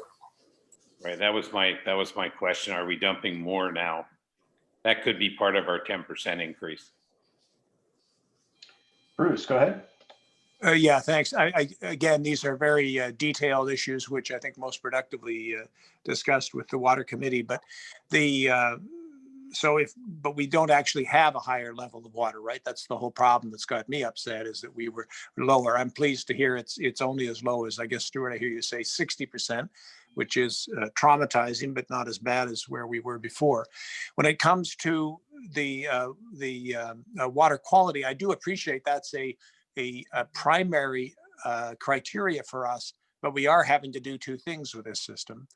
And when it comes to having to adjust the level and put our water supply for firefighting in some level of jeopardy, or decreasing it, the probability that we'll have more, then I would like to see evidence that in fact it has affected our water quality. And nobody has said that. I appreciate it's tested regularly, but do we actually have data that shows our quality of water was suffering?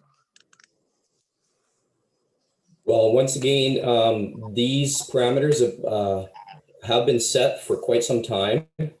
There may be room for adjustment. What I have to do is I have to, once our report is submitted to Fraser Health, which it has been, we arrange for a meeting. There's some consultation, some questions that I can ask and see what kind of parameters I can adjust upwards. Normally, when there's any system change, there's permits that have to be issued. They are the ones that give us the license. It's a legal requirement for us to have, the proper water quality. And so once again, they're the ones that give us the license. They're the ones that give us permit for making any kind of physical changes to the system. And whether me bumping up the lower level, whether or not that's justified as a permittable type of issue, I'm not actually sure. Those are the questions that I have to ask. But I do know one thing for sure is our parameters are very narrow for our water quality. And so obviously there has to be something, a system that's very controlled. If the system gets bumped up, the type of measuring that we have to do for water quality will also have to reflect any kind of changes in the system. And I would want to work directly with an engineer to have those kind of guidelines before I just start making any changes like that. I understand. I'm not trying to manage the system via council calls, but I do believe that we need to have documented basis for the adjustments. This is the first I've heard that our permitting process is that restrictive. I would have assumed they would just demand a certain level of water quality consistent given the test results that you deliver to them. And I appreciate we need to do those. But if we don't see a decline, I guess I'd like to see us, and I appreciate you want to do it with engineering consultation. I'd like to see us ramping those levels up and watching carefully the water level, the water quality levels, to see that they're not suffering. Anyway, I think it's enough tonight. Again, we can't design these things during a council meeting, but I do want to see action taken to move those up as prudently and quickly as possible. Same here. Jim or Sherry? Chisholm, go ahead, please. It's Jim here. I think this all comes back to our quality control manuals and our quality assurance documentation.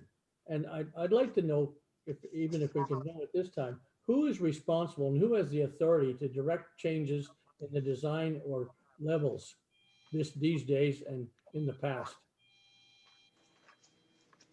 Lorna?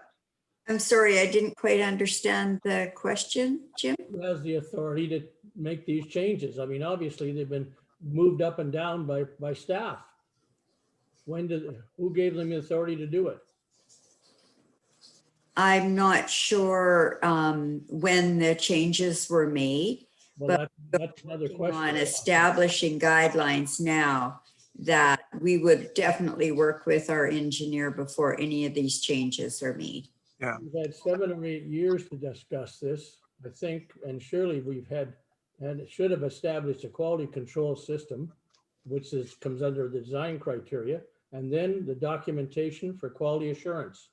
I think, Chris, you know exactly what I'm talking about. Maybe they need your help to get started over again because we didn't do anything right in the beginning. Chris coincidentally has his hand up. Go ahead, Chris. Yeah, I mean, when you talk about authority, it's kind of a bit of a I would say, some kind of gray area, because this isn't just technically an engineering solution.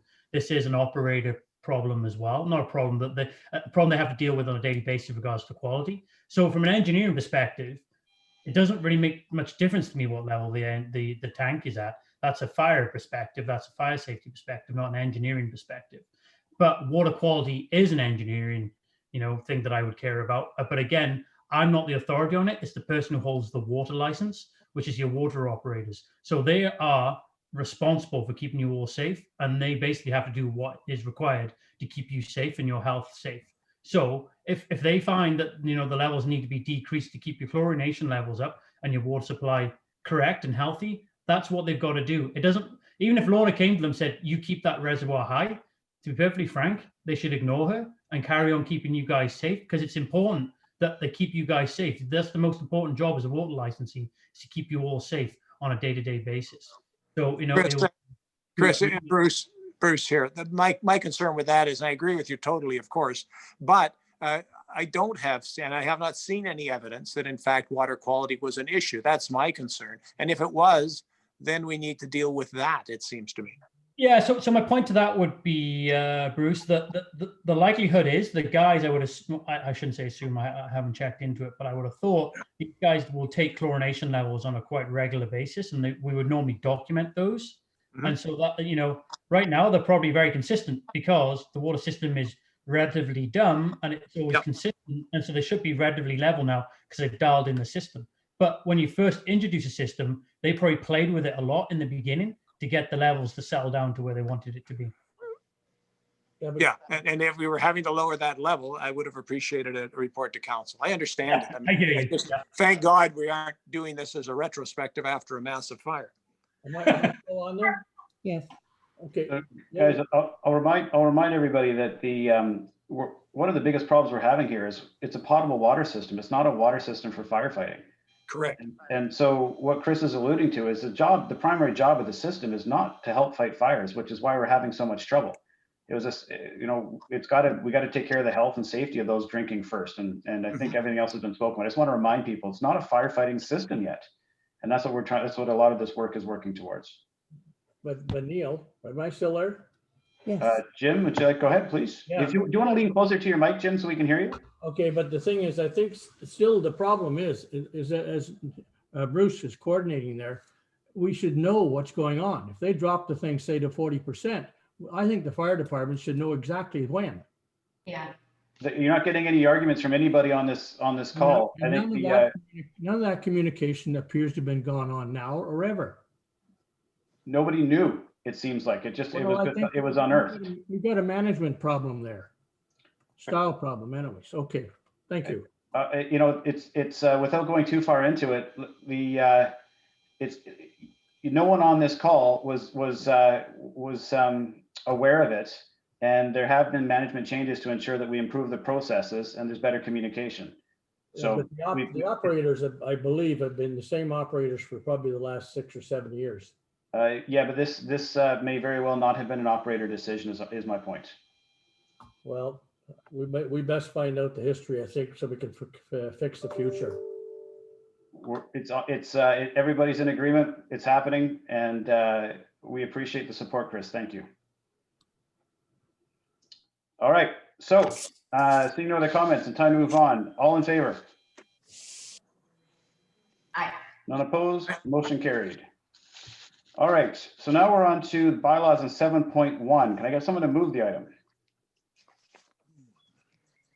Move. Bruce? Sorry, Rob moving it. Anybody second? Second. Carolina second. Any discussion?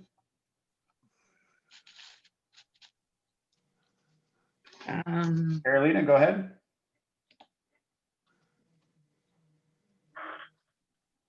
One of those long pauses, Carolina.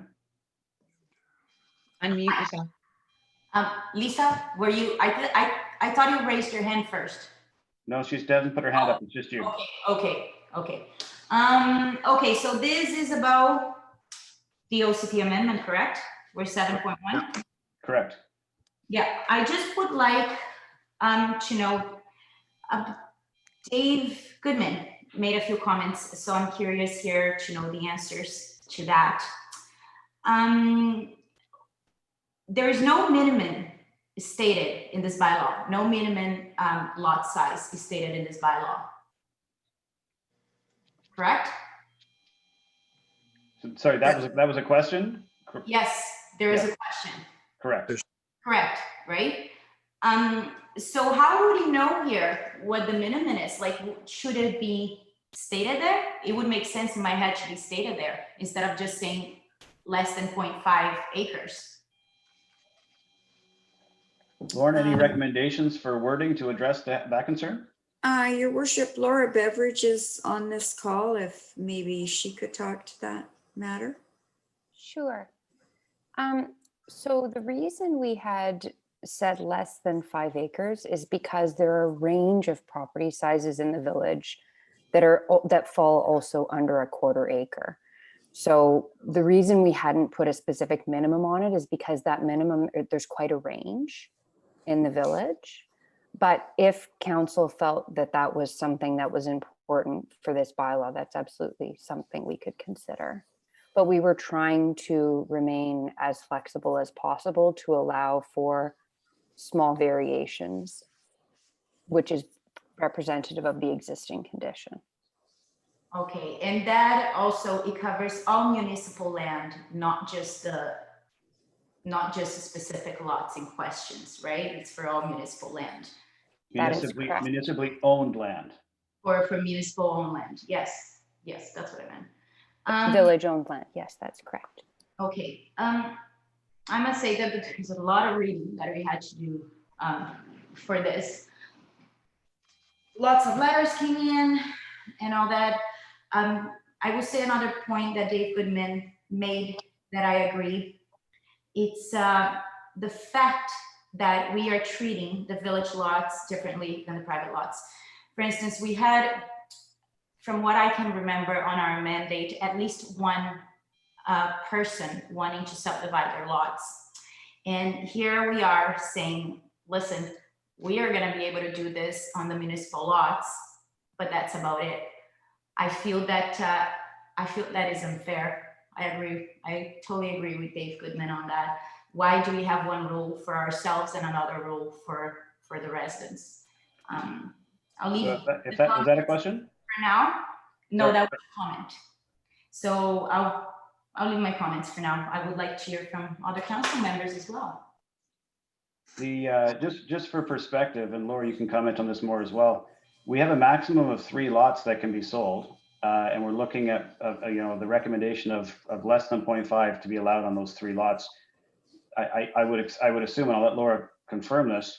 The OCP overall review, as per recommendations from the Revenue Generating Committee, is going to address the recommendations of having different regions in the village and different and smaller lot sizes, improving density and creating CAC. So that's a big impact to the village, which is why it's part of the overall OCP review and everybody is properly addressed.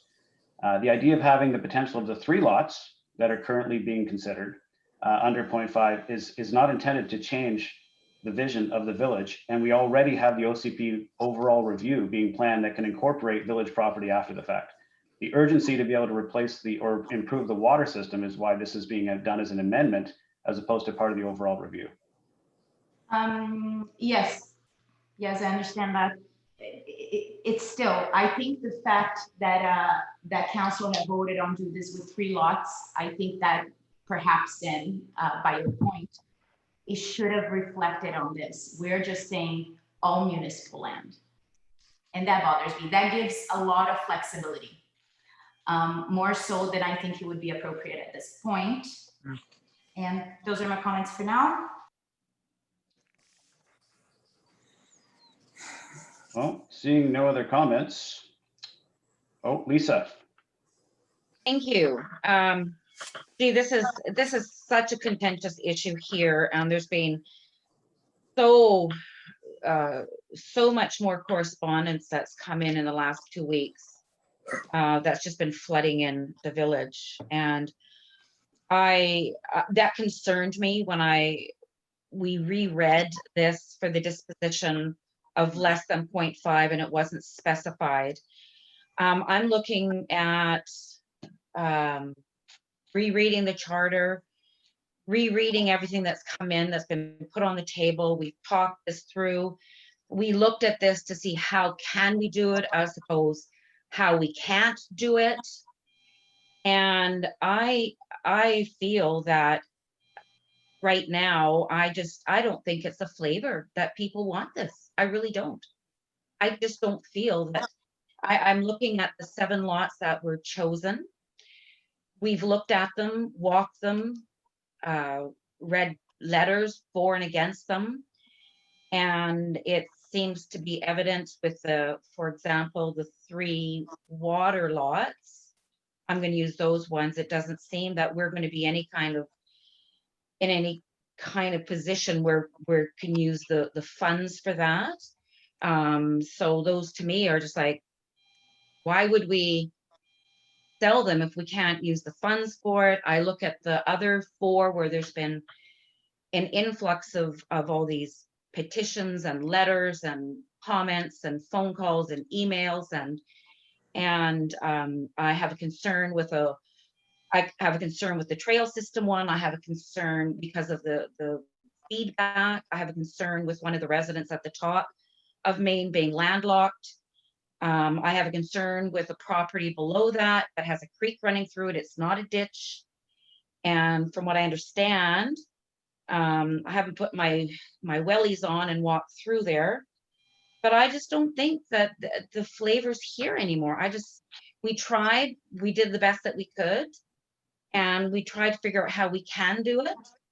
And I just don't know if this is, the time. I'm sorry. Bruce? Thank you, Neil. I agree with the points that Lisa made. I guess the only question in my mind, and I've been reading through all this material, I don't see the degree of support that's consistent with moving ahead on this. On the other hand, it seems to me, I mean, we either pass or we fail to pass this tonight, right?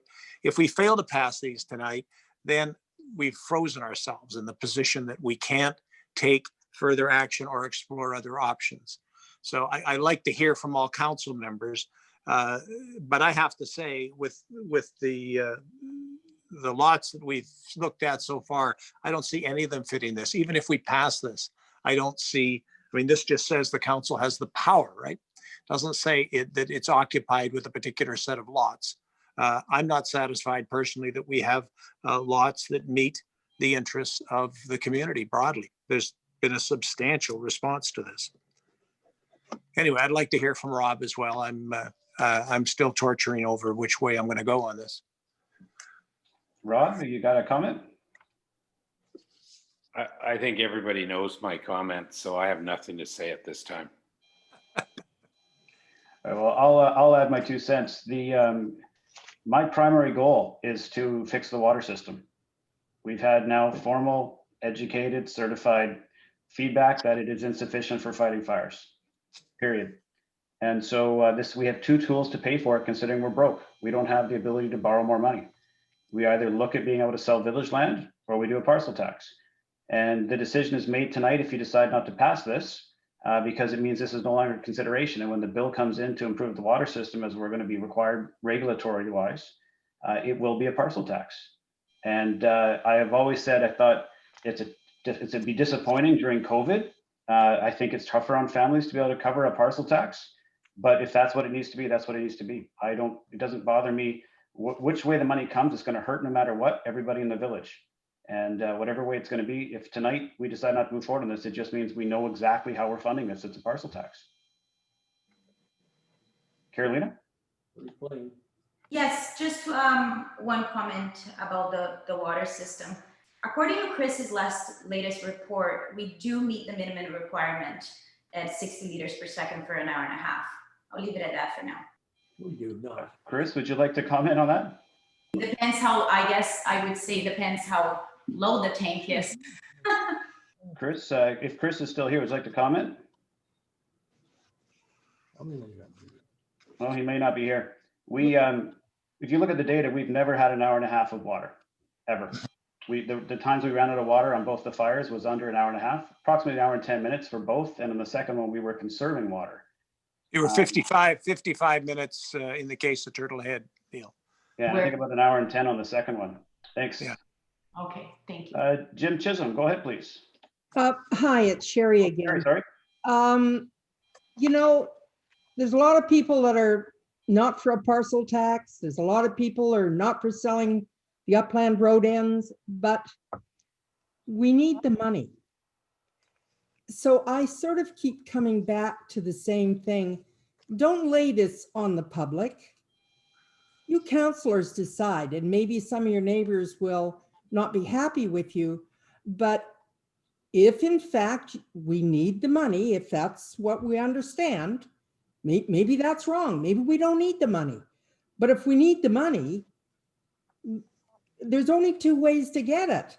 And either way, it's not going to make everybody happy. So good heavens, you guys, stop tabling this stuff, make a decision and do it and get the pain over with.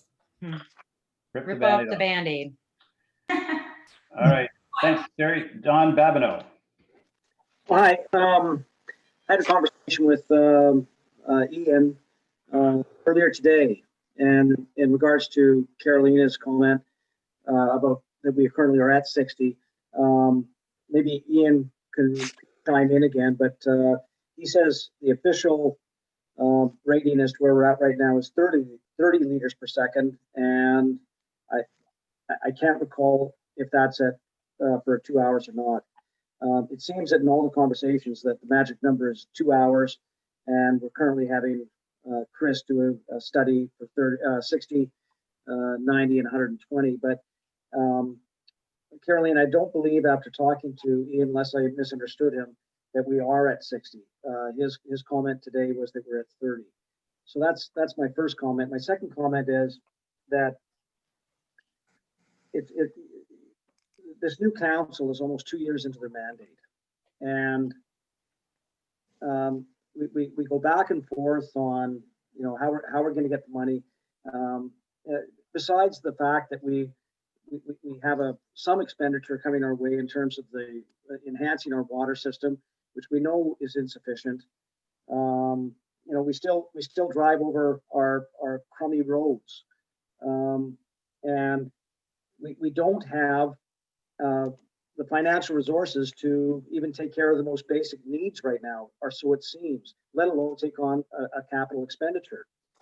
I'm critical of questions like what Lisa asks, and I'm not critical of Lisa in asking the question. I think it's a fair question. That is, like when we talk about the sale of waterfront road ends, I've been listening to these council meetings for 6 months, 9 months now, and I still haven't got a definitive answer really on if we did sell a waterfront road end, what can we do with those funds? And it just doesn't seem clear to me. I don't think it seems clear to anybody. And I guess the other thing I'm most critical about in all of this is that as much as people are against selling road ends, I've not heard one other alternative in terms of raising the capital that's going to be required to fund our village going forward. The only thing that seems viable at this point to me, because I haven't heard any other alternatives being offered by anybody, is to sell off some road ends. And if you don't pass this motion this evening, as said just a few minutes ago, we're going to be in a stalemate yet again.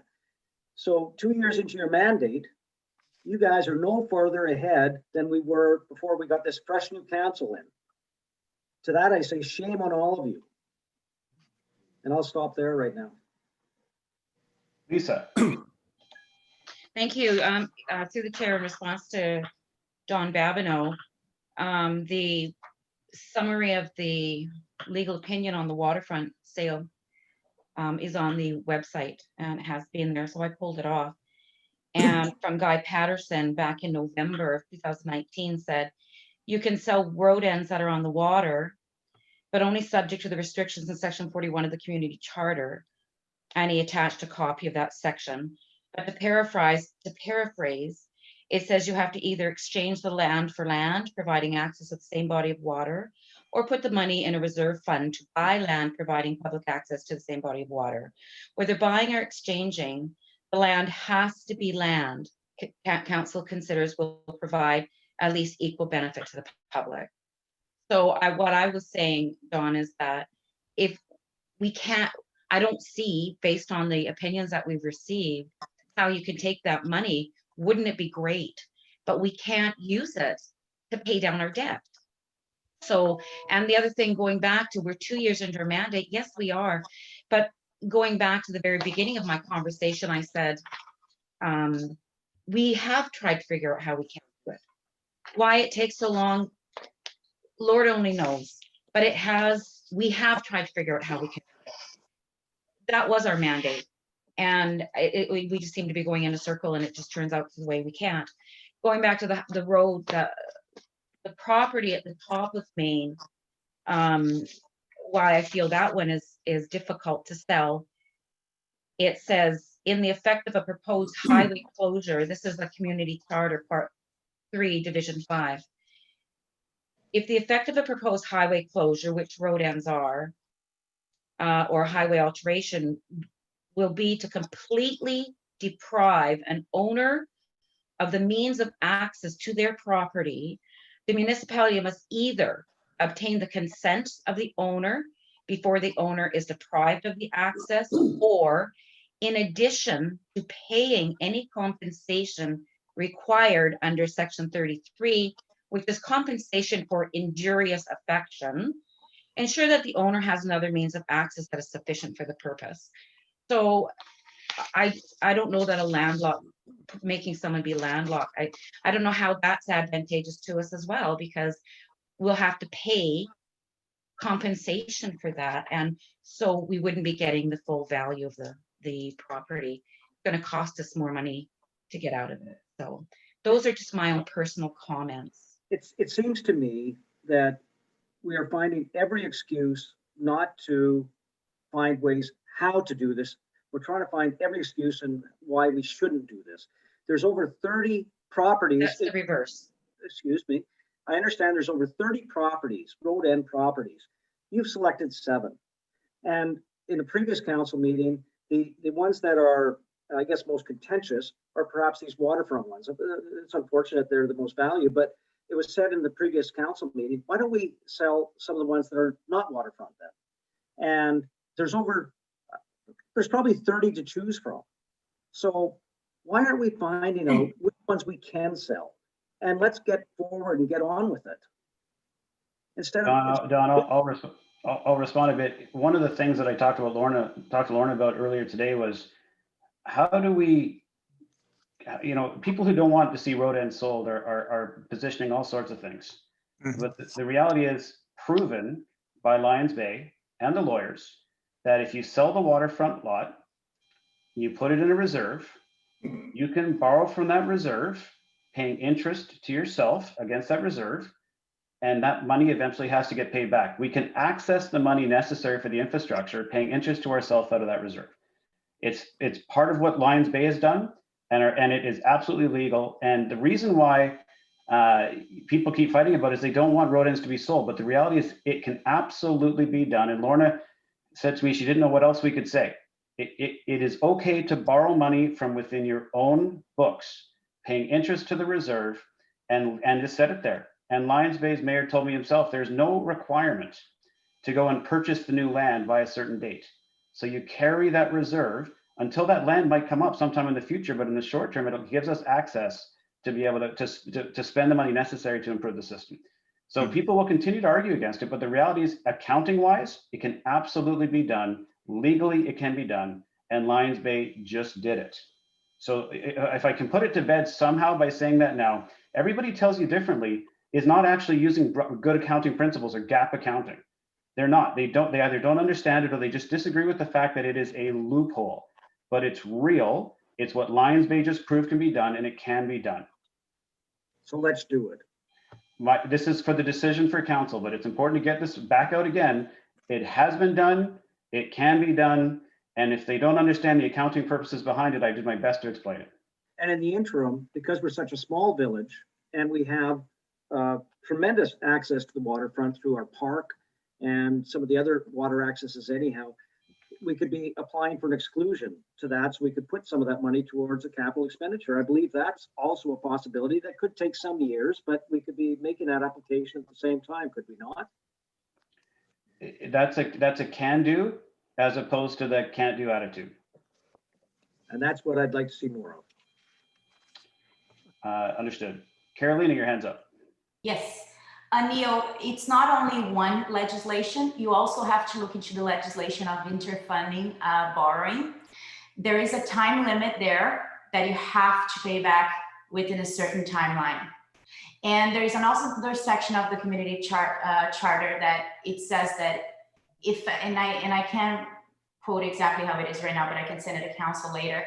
It's that if you're in a situation, if the municipality find themselves in a situation that it's of emergency, we can borrow money. There's ways to borrow money. But when you talk about the legislation on the waterfront, what you are not saying is that it's actually two legislations. When you're talking about borrowing from reserve to reserve, especially when it's a restricted reserve, there are laws there are a timeline to pay that money back, and you have to have a plan through a bylaw. So I don't know where the loophole is. I'm still trying to find it. So in other words, you can do it. No, you can't. You have to pay it back within the timeline. I totally agree. You just said there was no timeline. You just No, said that. no. I said there's no timeline to purchase new land.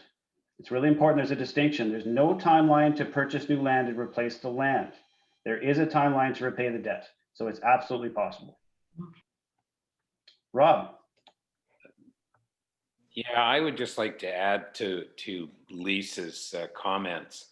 I think that's totally incorrect to present this as somebody is going to be landlocked. We don't even know how much of that property would be sold off. Obviously, we're not going to make anybody landlocked without any kind of access. So I really, really think we should be clear on what we're doing here. I just find that very offensive, Lisa, that you would put that out there when there's been no discussion and no intent to do that. However, it was brought up in a letter by a homeowner that is affected. So I think we need to watch what we say and what we put out there, because the next thing you're going to find, there's going to be a rumor running around Belcarra about landlocking people that already have lots. So I am. He's muted himself. He's so angry. John Chulistani, go ahead. Thank you. Here is my comment. I believe every council member should agree on the facts before they vote. If one person says we need, for example, you said we need to have a better water system or a water capacity system, and we need to somehow pay for it. And if every council members knows that either we have to pay it through our taxes, our parcel tax, or we have to sell our road ends, and there is no other options, then everybody should say, yes, we agree with this, that either residents should pay through their parcel tax or we should sell through the land sale. If everybody agrees on this issue, then they can easily vote. But if they are not agreeing, then they should say, no, there is a third option, and we are not going to increase taxes on every properties. Then they say so. But if everybody agrees that if we don't sell a land, then every resident in Belcarra has to pay for this, then I believe it should be an easy problem to solve. Then I really want to ask every councillor to answer this question. Do they agree that if we don't sell lands, then every resident has to pay from their parcel taxes towards this water system upgrade? Thank you. Thank you. Don Babineau. Well, there's a few people, Jamie Ross and Dave Goodman it seemed to be before Don. They weren't hands go in perfect order. It's Zoom takes care of the order. Oh, Go ahead, Don. Don, if you're talking, it's another pregnant pause.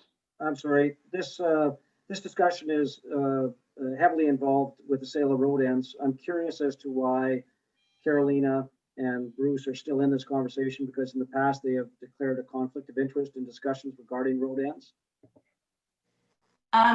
yes, I can answer that. This discussion, this motion is about an OCP amendment.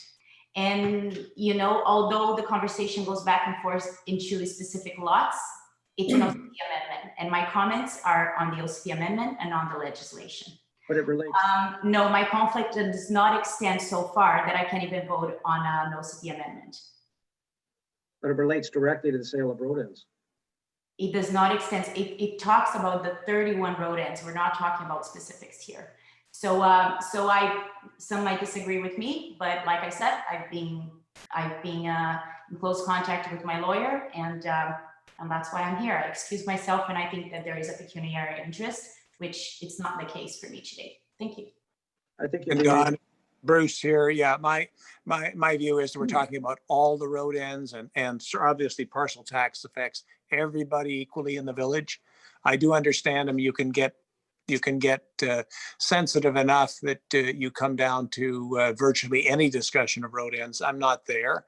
It will come up when I discuss how I intend to vote in the end, but that is it's just because it's a much broader and more general topic. It's not specific to the road end that some people feel I'm in conflict over. Jamie Ross. Another pregnant pause. Jamie, you're muted. Jamie, you're muted. Can you hear me now? We got you. Okay. So council's discussing the results of the public hearing tonight, correct? I mean, you hear the discussion that's happening right now. Right. So this is emanating from the public hearing, correct? Well, the public hearing happened before this, but this isn't about the public hearing. The public hearing is one component of this, I suppose, year-long process. So this isn't connected to the public hearing? The public hearing is part of this process. You feel free to make your point, but the public hearing is part of this process, and now we're back at the process. So you took information from the village tonight, and now council's discussing what to do with it on this motion, correct? Correct. But also not just from the public hearing, from everything from the last year.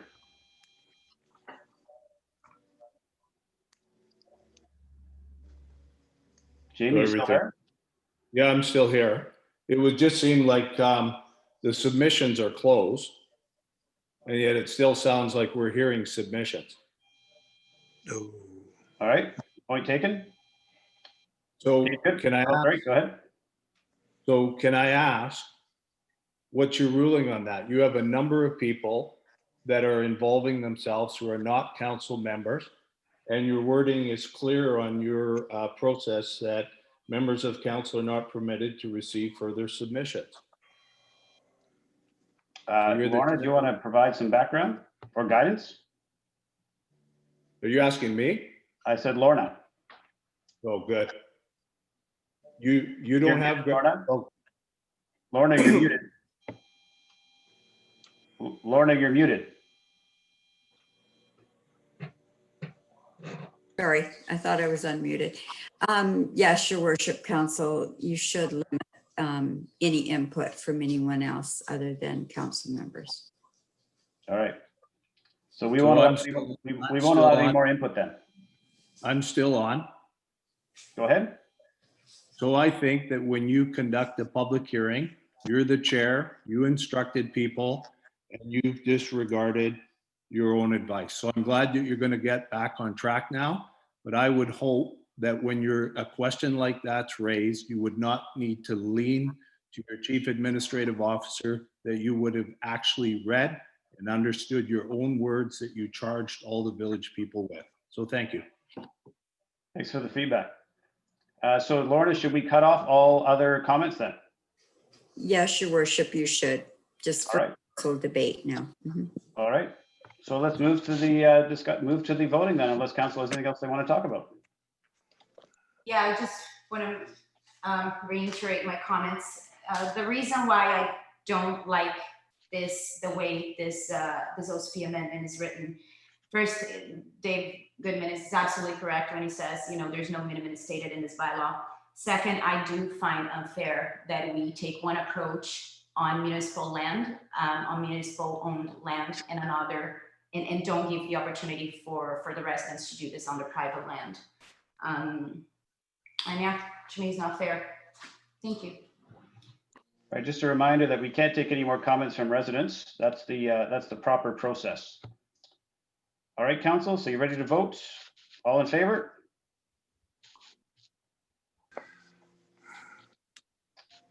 Any opposed? Aye. Opposed. Rob, are you voting? No. Okay, so that it doesn't pass, but you do know that by not voting, it's still a yes. Correct. Okay, all right, so it doesn't pass, which makes life an awful lot quicker and more simple for us as we figure out the funding options. So 7.2, can I get someone to move the item? I'll move, Neil. Okay, Rob, second? I'll second it. Bruce seconding. Any discussion? Yes. I'll put my hand up. Yes. In a policy like that, I would have liked to see the first right of refusal and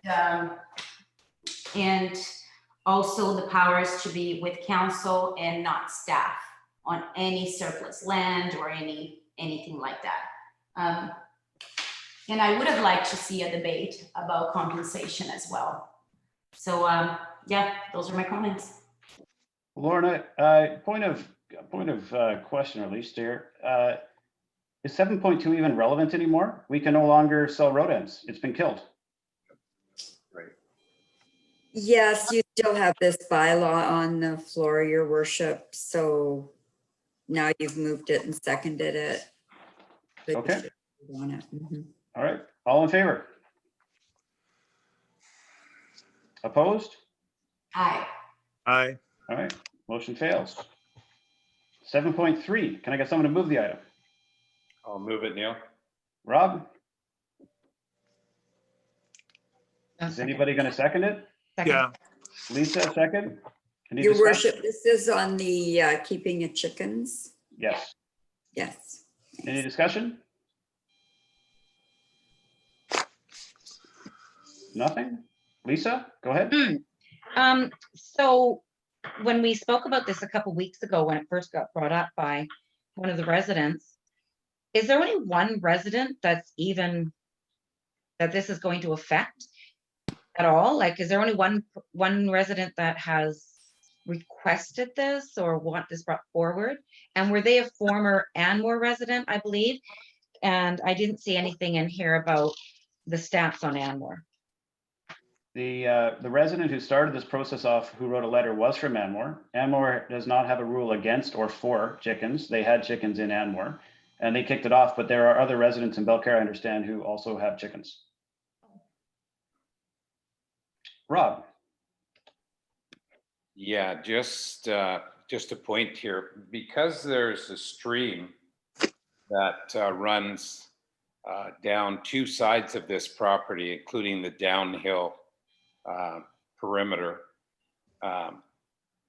I believe, and I did a little bit of reading on the riparian zones and requirements, and there's a 90 foot or 30 meter rule to do with streams. And I don't know, there's permits required for the types of I don't know whether it's permanent buildings, but do these people, have they looked into this and are they required to have a permit to, I don't know if the structure is going to be mobile, what it's going to be, but because of the proximity of these streams being 30 meters, it would be 30 meters from the side and 30 meters from the downhill. So that would be 100 by 100, fairly close, that what I think would take up the total backyard. And I'm just wondering, is there a requirement for a permit because of the proximity to a stream in the riparian area that is now laid out for it? Your worship, Laura Beveridge is Yeah. on the call. Laura's got her hand up, so let her, she can provide some insight here. Go ahead, Laura. Yeah, I may be able to help. So as part of our research for the chicken keeping policy, we're going to be looking into that. So council would have an opportunity when that policy comes forward to review and comment. But further to your questions at the previous council meeting, we were going to look into any impacts for excrement on streams and what setback requirements would be, if there are any. So that will come forward as part of the background information related to the chicken keeping policy. Sorry, go ahead. Sorry, Laura, should that not be clarified before we actually approve a chicken keeping bylaw?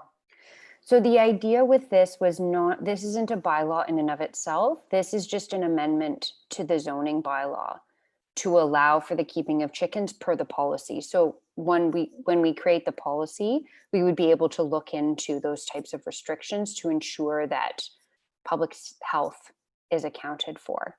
So say there was a property that had setbacks that wouldn't allow, that had streams, et cetera, that wouldn't, with the setbacks, wouldn't allow for the keeping of chickens, then those property owners wouldn't be able to per the policy. Okay. But others who had larger properties who didn't have streams, for instance, would be able to. Okay, so this is setting a policy for the whole village that would allow people to keep chickens anywhere in the village. The bylaws first, and then the policy would come.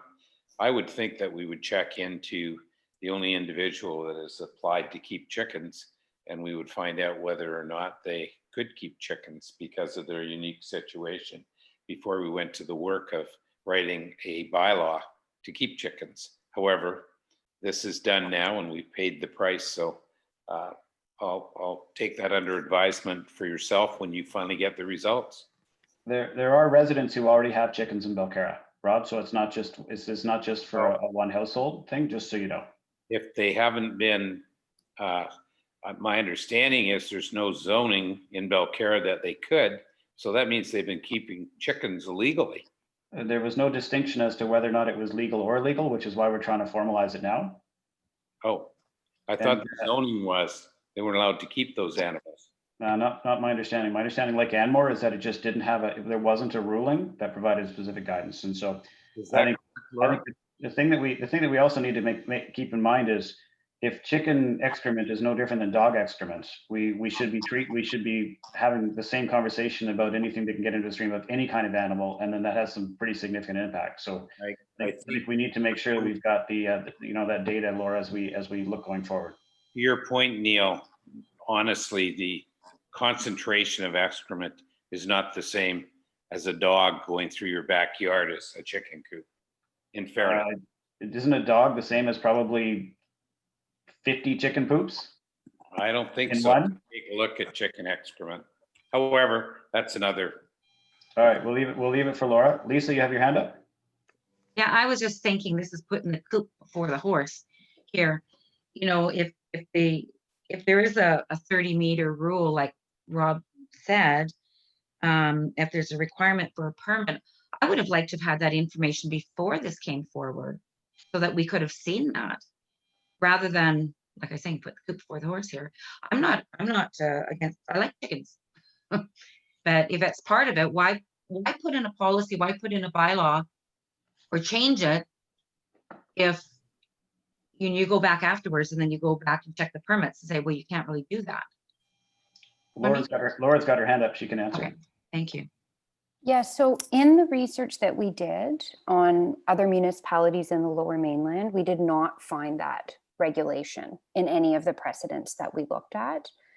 But because Councillor Begg had asked us to look into it in further detail, we were going to look into it in advance of the introduction of this policy as part of the background work.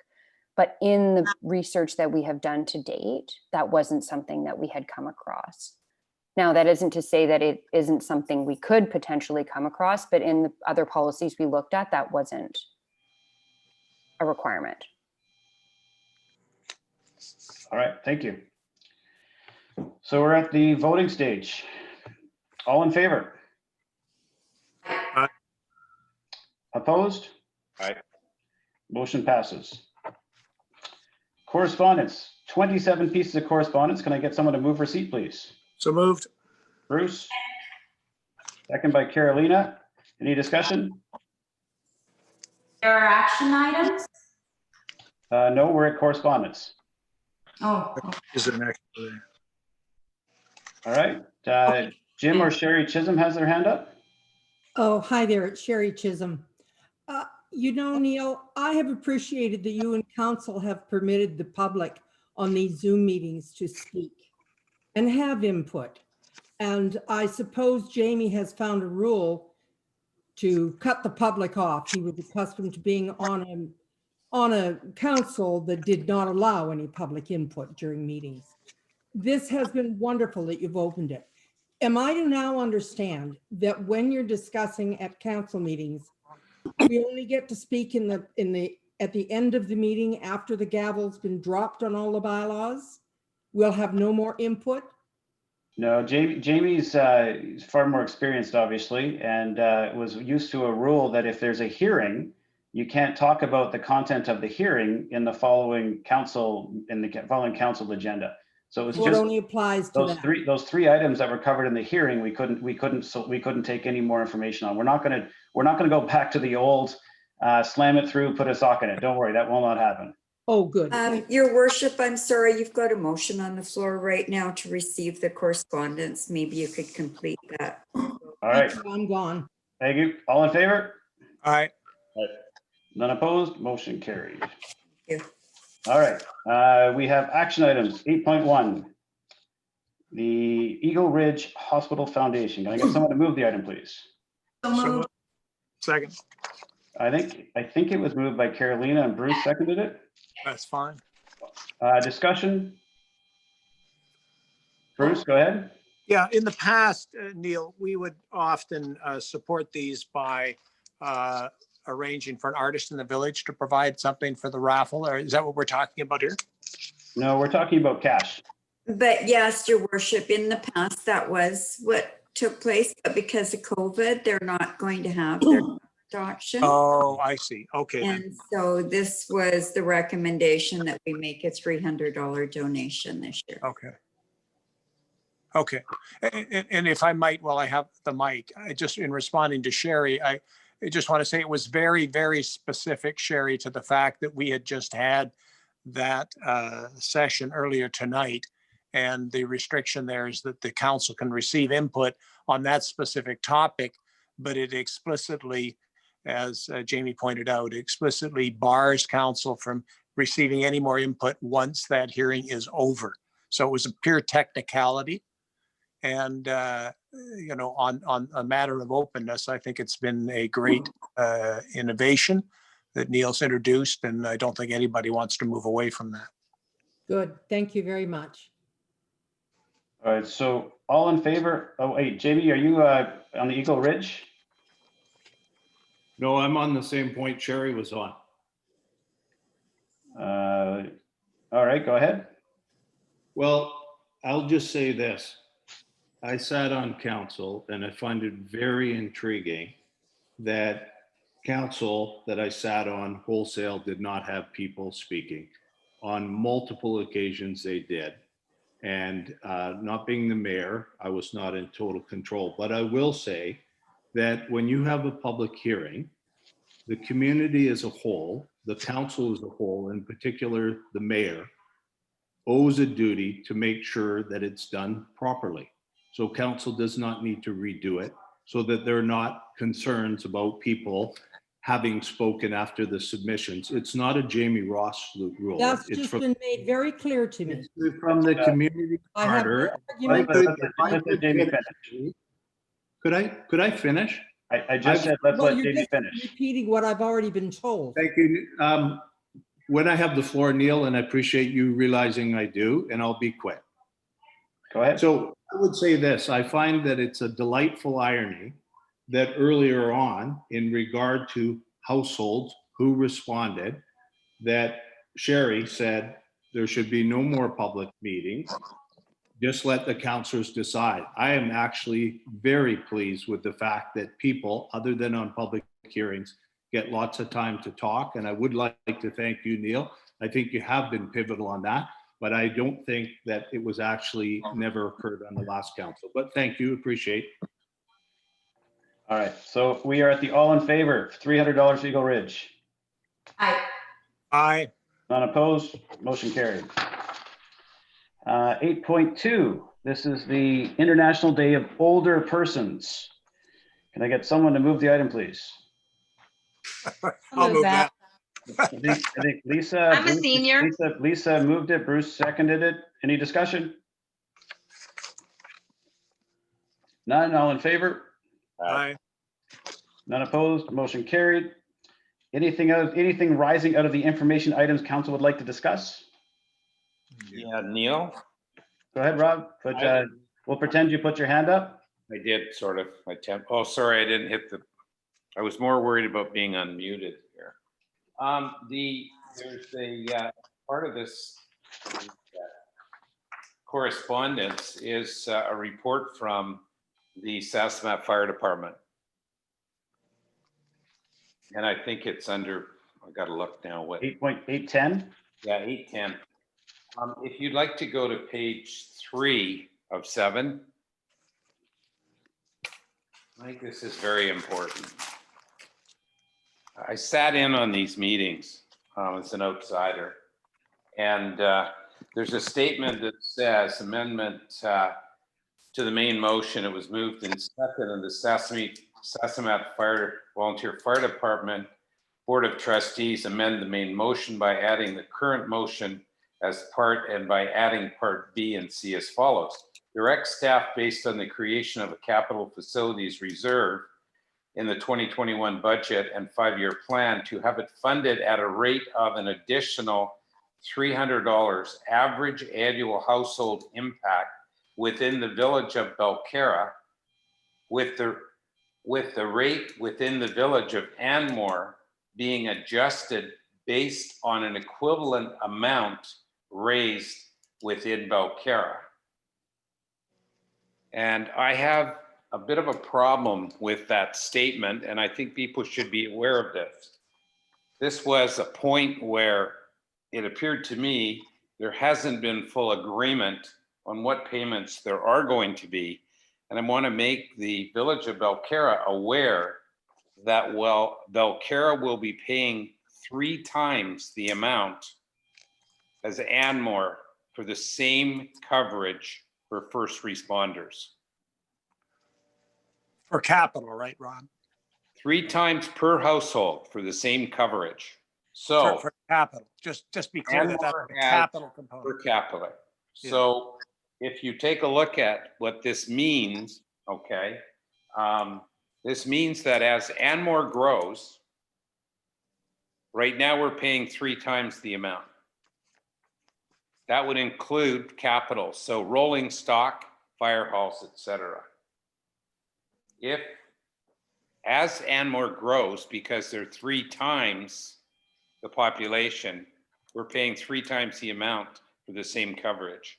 If Anmore grows, and as soon as it hits 4 times our population, we're going to be paying 4 times the amount. And I think Belcarra needs to take a look at that. I believe that we need to take a look at what's going on in the fire department and in actual fact have some kind of planning and foresight looking into this so that this becomes more equitable. And that's all the comments that I have at this point. My understanding is, I don't know whether that was agreed to or not, I believe there was an impasse that Anmore wanted it to be 50-50. Part of that was paying for the fire halls 50-50. I don't believe that there was an agreement. So to put a dollar amount at this point, I think is totally premature. And I would suggest that. Rob, I can offer insight. It was agreed, and there's a dollar figure. So Belcara is going to have to pay an extra $300 for fire in the capital reserve investment. Anmore is only going to be paid 100. But what's interesting is the moment that we determined it was 300 and they'd be paying 100, they immediately said they were going to establish a reserve and put more money into that reserve to save for the fire hall, exactly as we had just stripped out of our own budget a few months ago. So they're doing the exact same thing, and they said they're immediately putting money into the reserve to pay up to 300 as well. So they are also going to be paying 300, but they're actually putting money into a reserve. Correct. So in essence, they're paying 200 into their own G. Yeah, they're gonna be paying 300 a household as well. As this goes forward, it's only going to get worse, and I think this is a terrible, terrible deal without looking into alternatives. So that's just my point. At this Carolina? Yes, just to the mayor's comment, I was sitting on those meetings as well on the Zoom call. I saw the last two meetings. Yes, they did agree to that. They agreed, like I agree with Mayor, like they did agree on a dollar figure. But I disagree with the mayor when he says that that's exactly what we were going to do here. What we did here, what it was done here, a number of $4 million got thrown into the budget.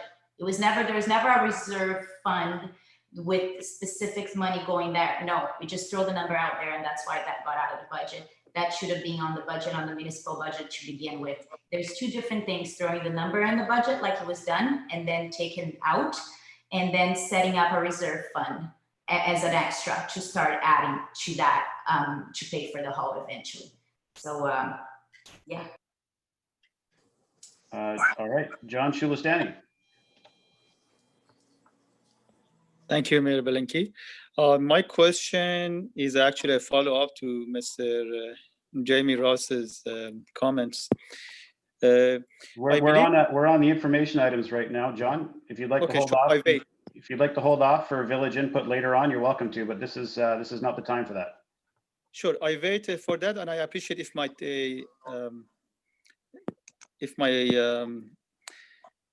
I'll keep you in line. I'll keep you in line. Don't worry. So much. Bruce, go ahead. Thank you. Yeah, I'd just like to say that I agree with Rob that we need to do some work ourselves considering this and just clarifying for people, this was the long-standing cost-sharing agreement that was put in place many years ago, i.e. over 40 years ago, and it did, unfortunately, place capital expenditures as a cost shared at a 50-50 basis. And so what Rob is talking about is the capital component, which was never and was always significant in the sense that we had trucks to maintain, but we did not invest in the buildings. And of course, having to renew buildings, we don't know what those costs will be yet, but I expect they are going to be significant. Just to add on to what Bruce is saying, so this 300 from Belcara and 100 from Anmore is only for the fire hall saving. It's not the rolling stock. It is only for the fire halls, just so people understand. So we're putting money away for the very first time ever towards fire halls. Yeah, I agree totally. And yes, we already pay sufficiently to maintain the rolling stock. We're already paying 50% on all the rolling stock, which are the two most expensive items that we're going to have moving forward, which is my point. And also, when we go to the discussion around a paid fire chief, Anmore wants to put that as well into the capital side. So, you know, we should I mean, you gotta love these people, but you know, at some point in time, you've got to be realistic on this. This is going to get totally out of hand, and they're not going to give up on that one either. So that's just my my comments from the gallery. Then do council members have any new business to discuss?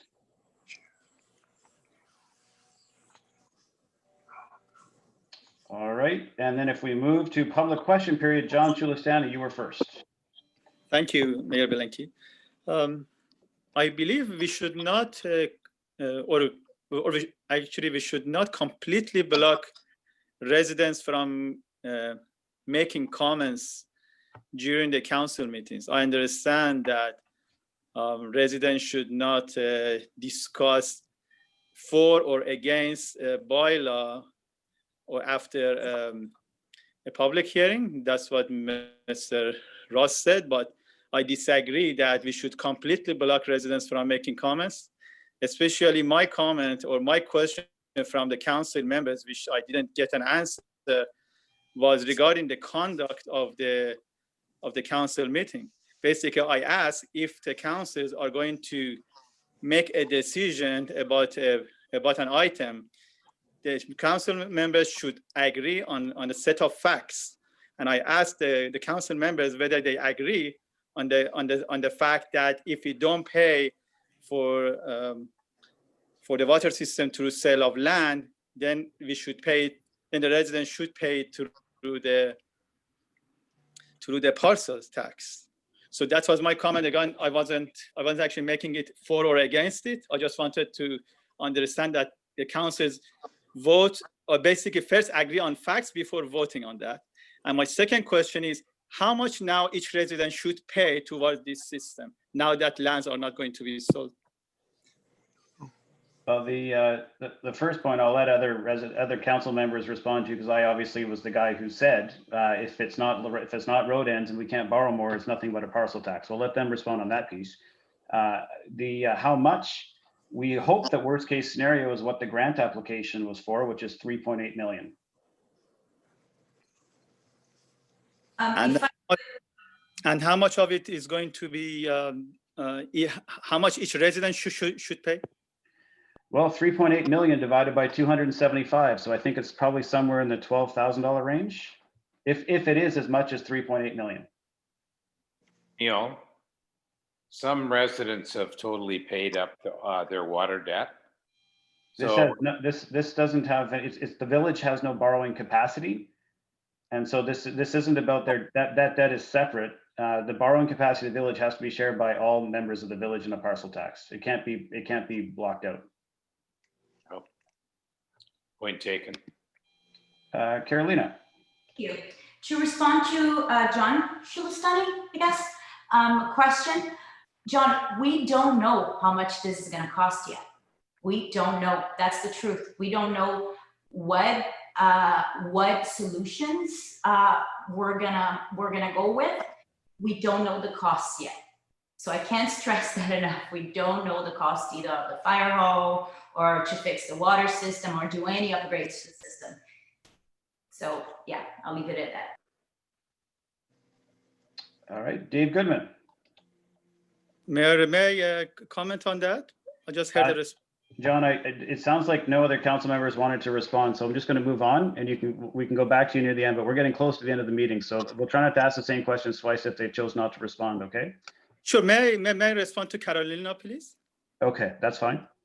Thank you. My comment was that why didn't we postpone something if we don't know it, rather than canceling a proposal? Why not deferring it until we know how much each resident is going to pay? Council can bring it whatever council wishes back to the table, John. So I'll leave it at that. All right, Dave Goodman, I think you were next. Thank you. I have 4 quick points. The first is directed to Lisa. And even though you apologized for agreeing with me in an earlier meeting, Lisa, I still think you look pretty good in those new glasses of yours. The second point, I too appreciate, Neil, that you're allowing residents to speak to items before a vote is taken. But I think it would be nice if you were consistent in how this is managed. The third point, it's my understanding that absent a vote to abstain is recorded with the majority, not necessarily a yes. And maybe Lorna can clarify that. And the fourth point, what happens to correspondence that arrives after an agenda item is made public, but before the meeting starts, but it doesn't make it to that meeting? Does that just go into a void now, or what happens to it? On your fourth point, it goes to the next agenda, but it's available for discussion. On your third point, a no answer is a yes vote. Lauren, if you'd like to confirm for me, but that's my experience from all of the voting that we do across all the region. Yes, that is how it is done now. I understand, Dave, what you're saying, because normally when I took my parliamentary training, it was the vote was counted on the prevailing side, but now it is counted on the yes side. All right. David Chulistani. Hi, thank you. I'd just like to say something. Firstly, I would like to say that, in my opinion, we selected government officials like yourself to work for us and serve the needs of your constituents. And the purpose of in regards to the parking discussion, the purpose of permitted parking is for the safety, sanity, peace of mind, and comfort of all residents, which are affected by the said permits. It is interesting that certain council members who are benefiting by voting against the parking enforcement limitations are the ones that are calling the shots. It should be up to the residents that are actually affected to decide what to do with the property fronting their residence. It should not be up to those individuals which more or less exploit or abuse those limitations and do not even live near the concerning matter. Furthermore, I think that we see every day, if you actually are active on the community pages on the Tri-Cities, that there is another break-in into a house or a vehicle in Anmore.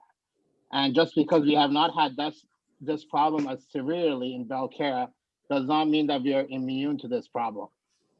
So that to reiterate, I think that people with conflict of interest, like certain council members that have voted against the parking situation, should more or less identify themselves and excuse themselves from such matter because they have a conflict of interest. And they can decide what to do with the property fronting their property on Main Avenue, but should not be enforcing their more or less their concerns on other residences in the village. All right, thank you, David. That's obviously was Rob Baig's hope, and you guys were aligned in that, but it was moved over, and there will be a full public opportunity for feedback, and you can certainly speak more to it then as well.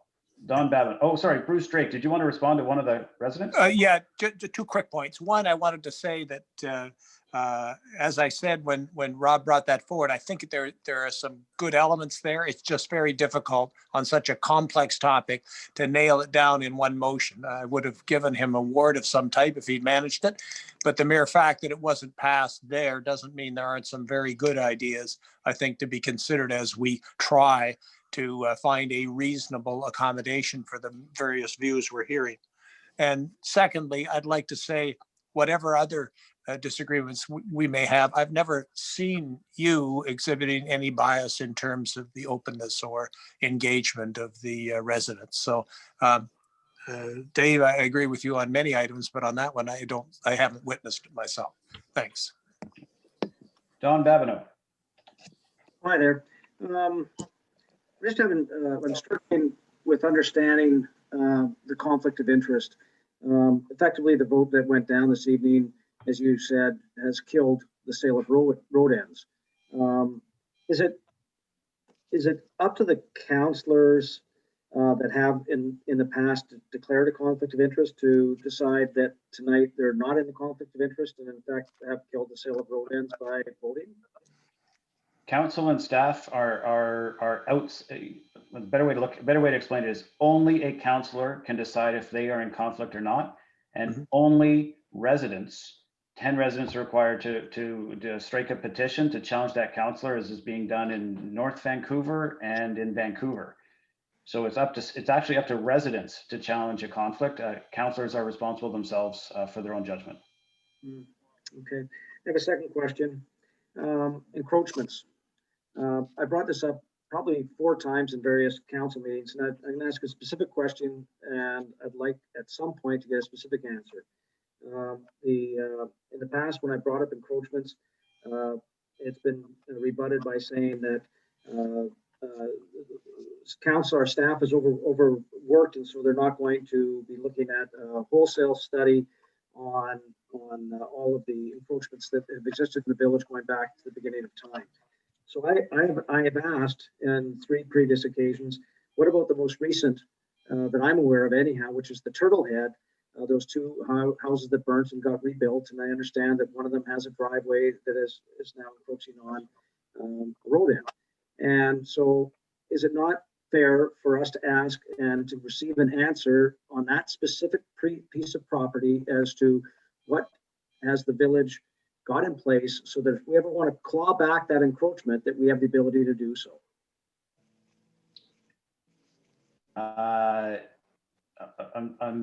So I think the specific question is, what has the village got in place in order to be able to claw back an encroachment? Is that correct? Is that the question? And because I don't want it to be a wholesale investigation into all the encroachments, I'm pinpointing one, and that is the recent one in Turtle Head. Lorna, is there an ability for the village to claw back an encroachment after it's been granted? I don't know if you would call it a clawback, but when we were talking about that specific piece of property, there was a way to deal with that driveway. Yes, there was.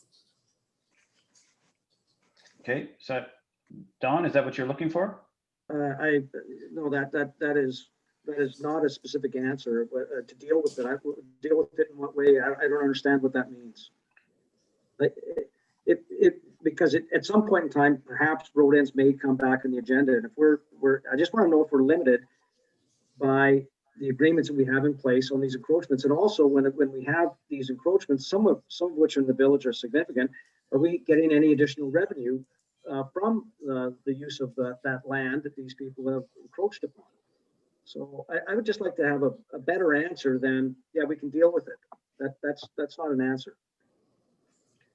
The best answer maybe I can give in the meantime is it has not been a priority to go and seek compensation for any encroachments or proactively go out and even do a village map to understand where all the encroachments lie and then look at prioritizing which ones should be actioned. That is not a priority. I asked Lorna to put together the project list so people would have some insight into everything that's being worked on by the village, and there are a number of things there that require a staggering amount of staff time and are higher priorities than the staggering amount of time. And I know you're not pushing for a village-wide review, but it opens an entire can of worms just targeting specific encroachments, and it's not, thus far, it hasn't been in the best interest of the village to go and target individual encroachments versus doing other priority projects. What I'm trying to determine is what is our policy on this, and I'm just not clear what it is, and what recourse we have if we ever do want to get that land back for other uses. Lorna, would it be of value to be able to provide a quick summary of what the policy is for granting or dealing with road ends in a subsequent meeting? I could look into that. I'm not sure that there is a specific policy, Your Worship, but I'm sure the Local Government Act is involved and other things, but sure. Don, I know this is something you've been interested in a long time, but it's not insignificant to go through this. Is this something that's really important to you? Yes. Yeah, I've asked a very specific question on one just to make it really simple, which probably should take about a 10-minute study. And they should be able to tell us what the deal is. Lorna, I don't want to put words in your mouth, but is this a 10-minute study for you to figure this out? I don't think so, Your Worship. Don, we're letting you down. My guess is loosey-goosey, and that's what I'm getting at, because I could be able to get a clear answer, and I'm not. So there's something that's really loosey-goosey here. And our land is expensive out here. So to have a loosey-goosey policy on expensive land doesn't sit well. maybe approaching this from a different perspective before moving on. It's getting late. Lorna, going forward, if there are any easements that are being applied for, can we ensure that they are coming to council for proper review in advance of granting an easement, rather than having something happen after the fact without any consultation with at least a variance committee? Sure, I can look into developing that, yes. Okay, so Don, I'm going to leave it at that now in trying to plug the hole, and then you can continue to push as we progress, okay? Mm-hmm. Ben Shulistani. Thank you, Mayor Belenki.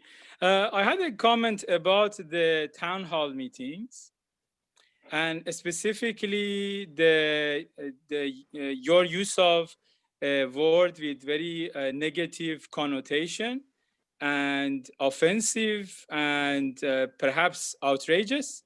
I wanted to ask you, I think this matter came up in the last council meeting where you had accused a councillor of saying something they had not. And then you admitted or conceded that you had jumped to a conclusion.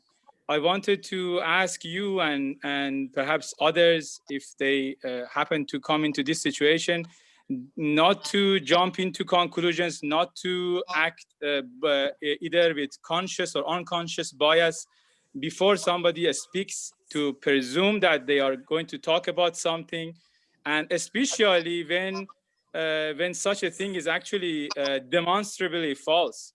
You as the controller of the Zoom meeting has the control, and you can mute and basically remove people from the meeting. So it is absolutely incorrect and not true when you say that somebody has control of a meeting when you are in control, not the participants. And especially even worse, when you use words that are very, very offensive and basically with very negative connotations, and keep repeating it without any valid or just reason to do so. So I want to ask you to please, continuing forward, to basically not to prejudge people, as you admitted in the last council meeting that you had done previously, not to use offensive language against you don't need to repeat it, Ben. Let me just be really clear about something. You were not on the call, nor was anyone in your family when I set out the rules for the town hall, and they may have, based on your track record, impacted you. And it was out of respect, so that I didn't eject you from the town hall meeting without you knowing why. It was out of respect for me to reiterate the rules because you joined the meeting late. And I didn't have to do that. I did that out of respect to try to ensure you weren't being ejected without knowing what was going on. So your point's taken, and we're going to move on. But just don't misunderstand that when I try to prepare you for something that you missed the instructions on, it's out of respect. I could have not said anything, and you wouldn't have known why you might have been ejected. Yeah. So I just as a response, just as a quick response to you, you again pre-assume. So how did you think that I was not at the meeting when I was? So you just said that you were not at the meeting. I was at the meeting from the very beginning. Go ahead, Peter. Okay, just three points.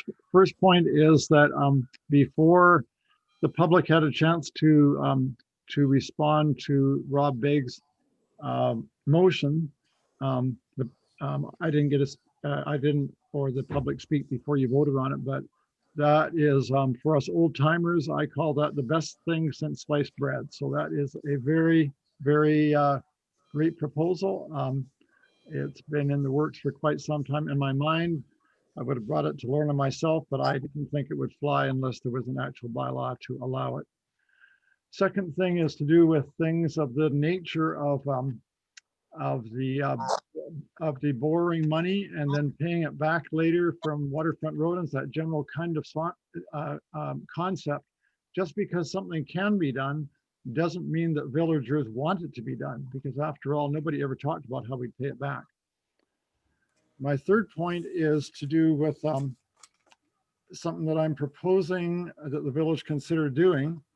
very unique, and that is to establish a variance committee of sorts to deal with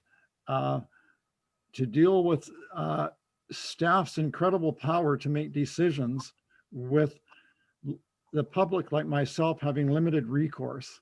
So that, for example, if staff decides that on their own, they walk up and look at a parking spot and say, oh, that's dangerous, nobody can park there.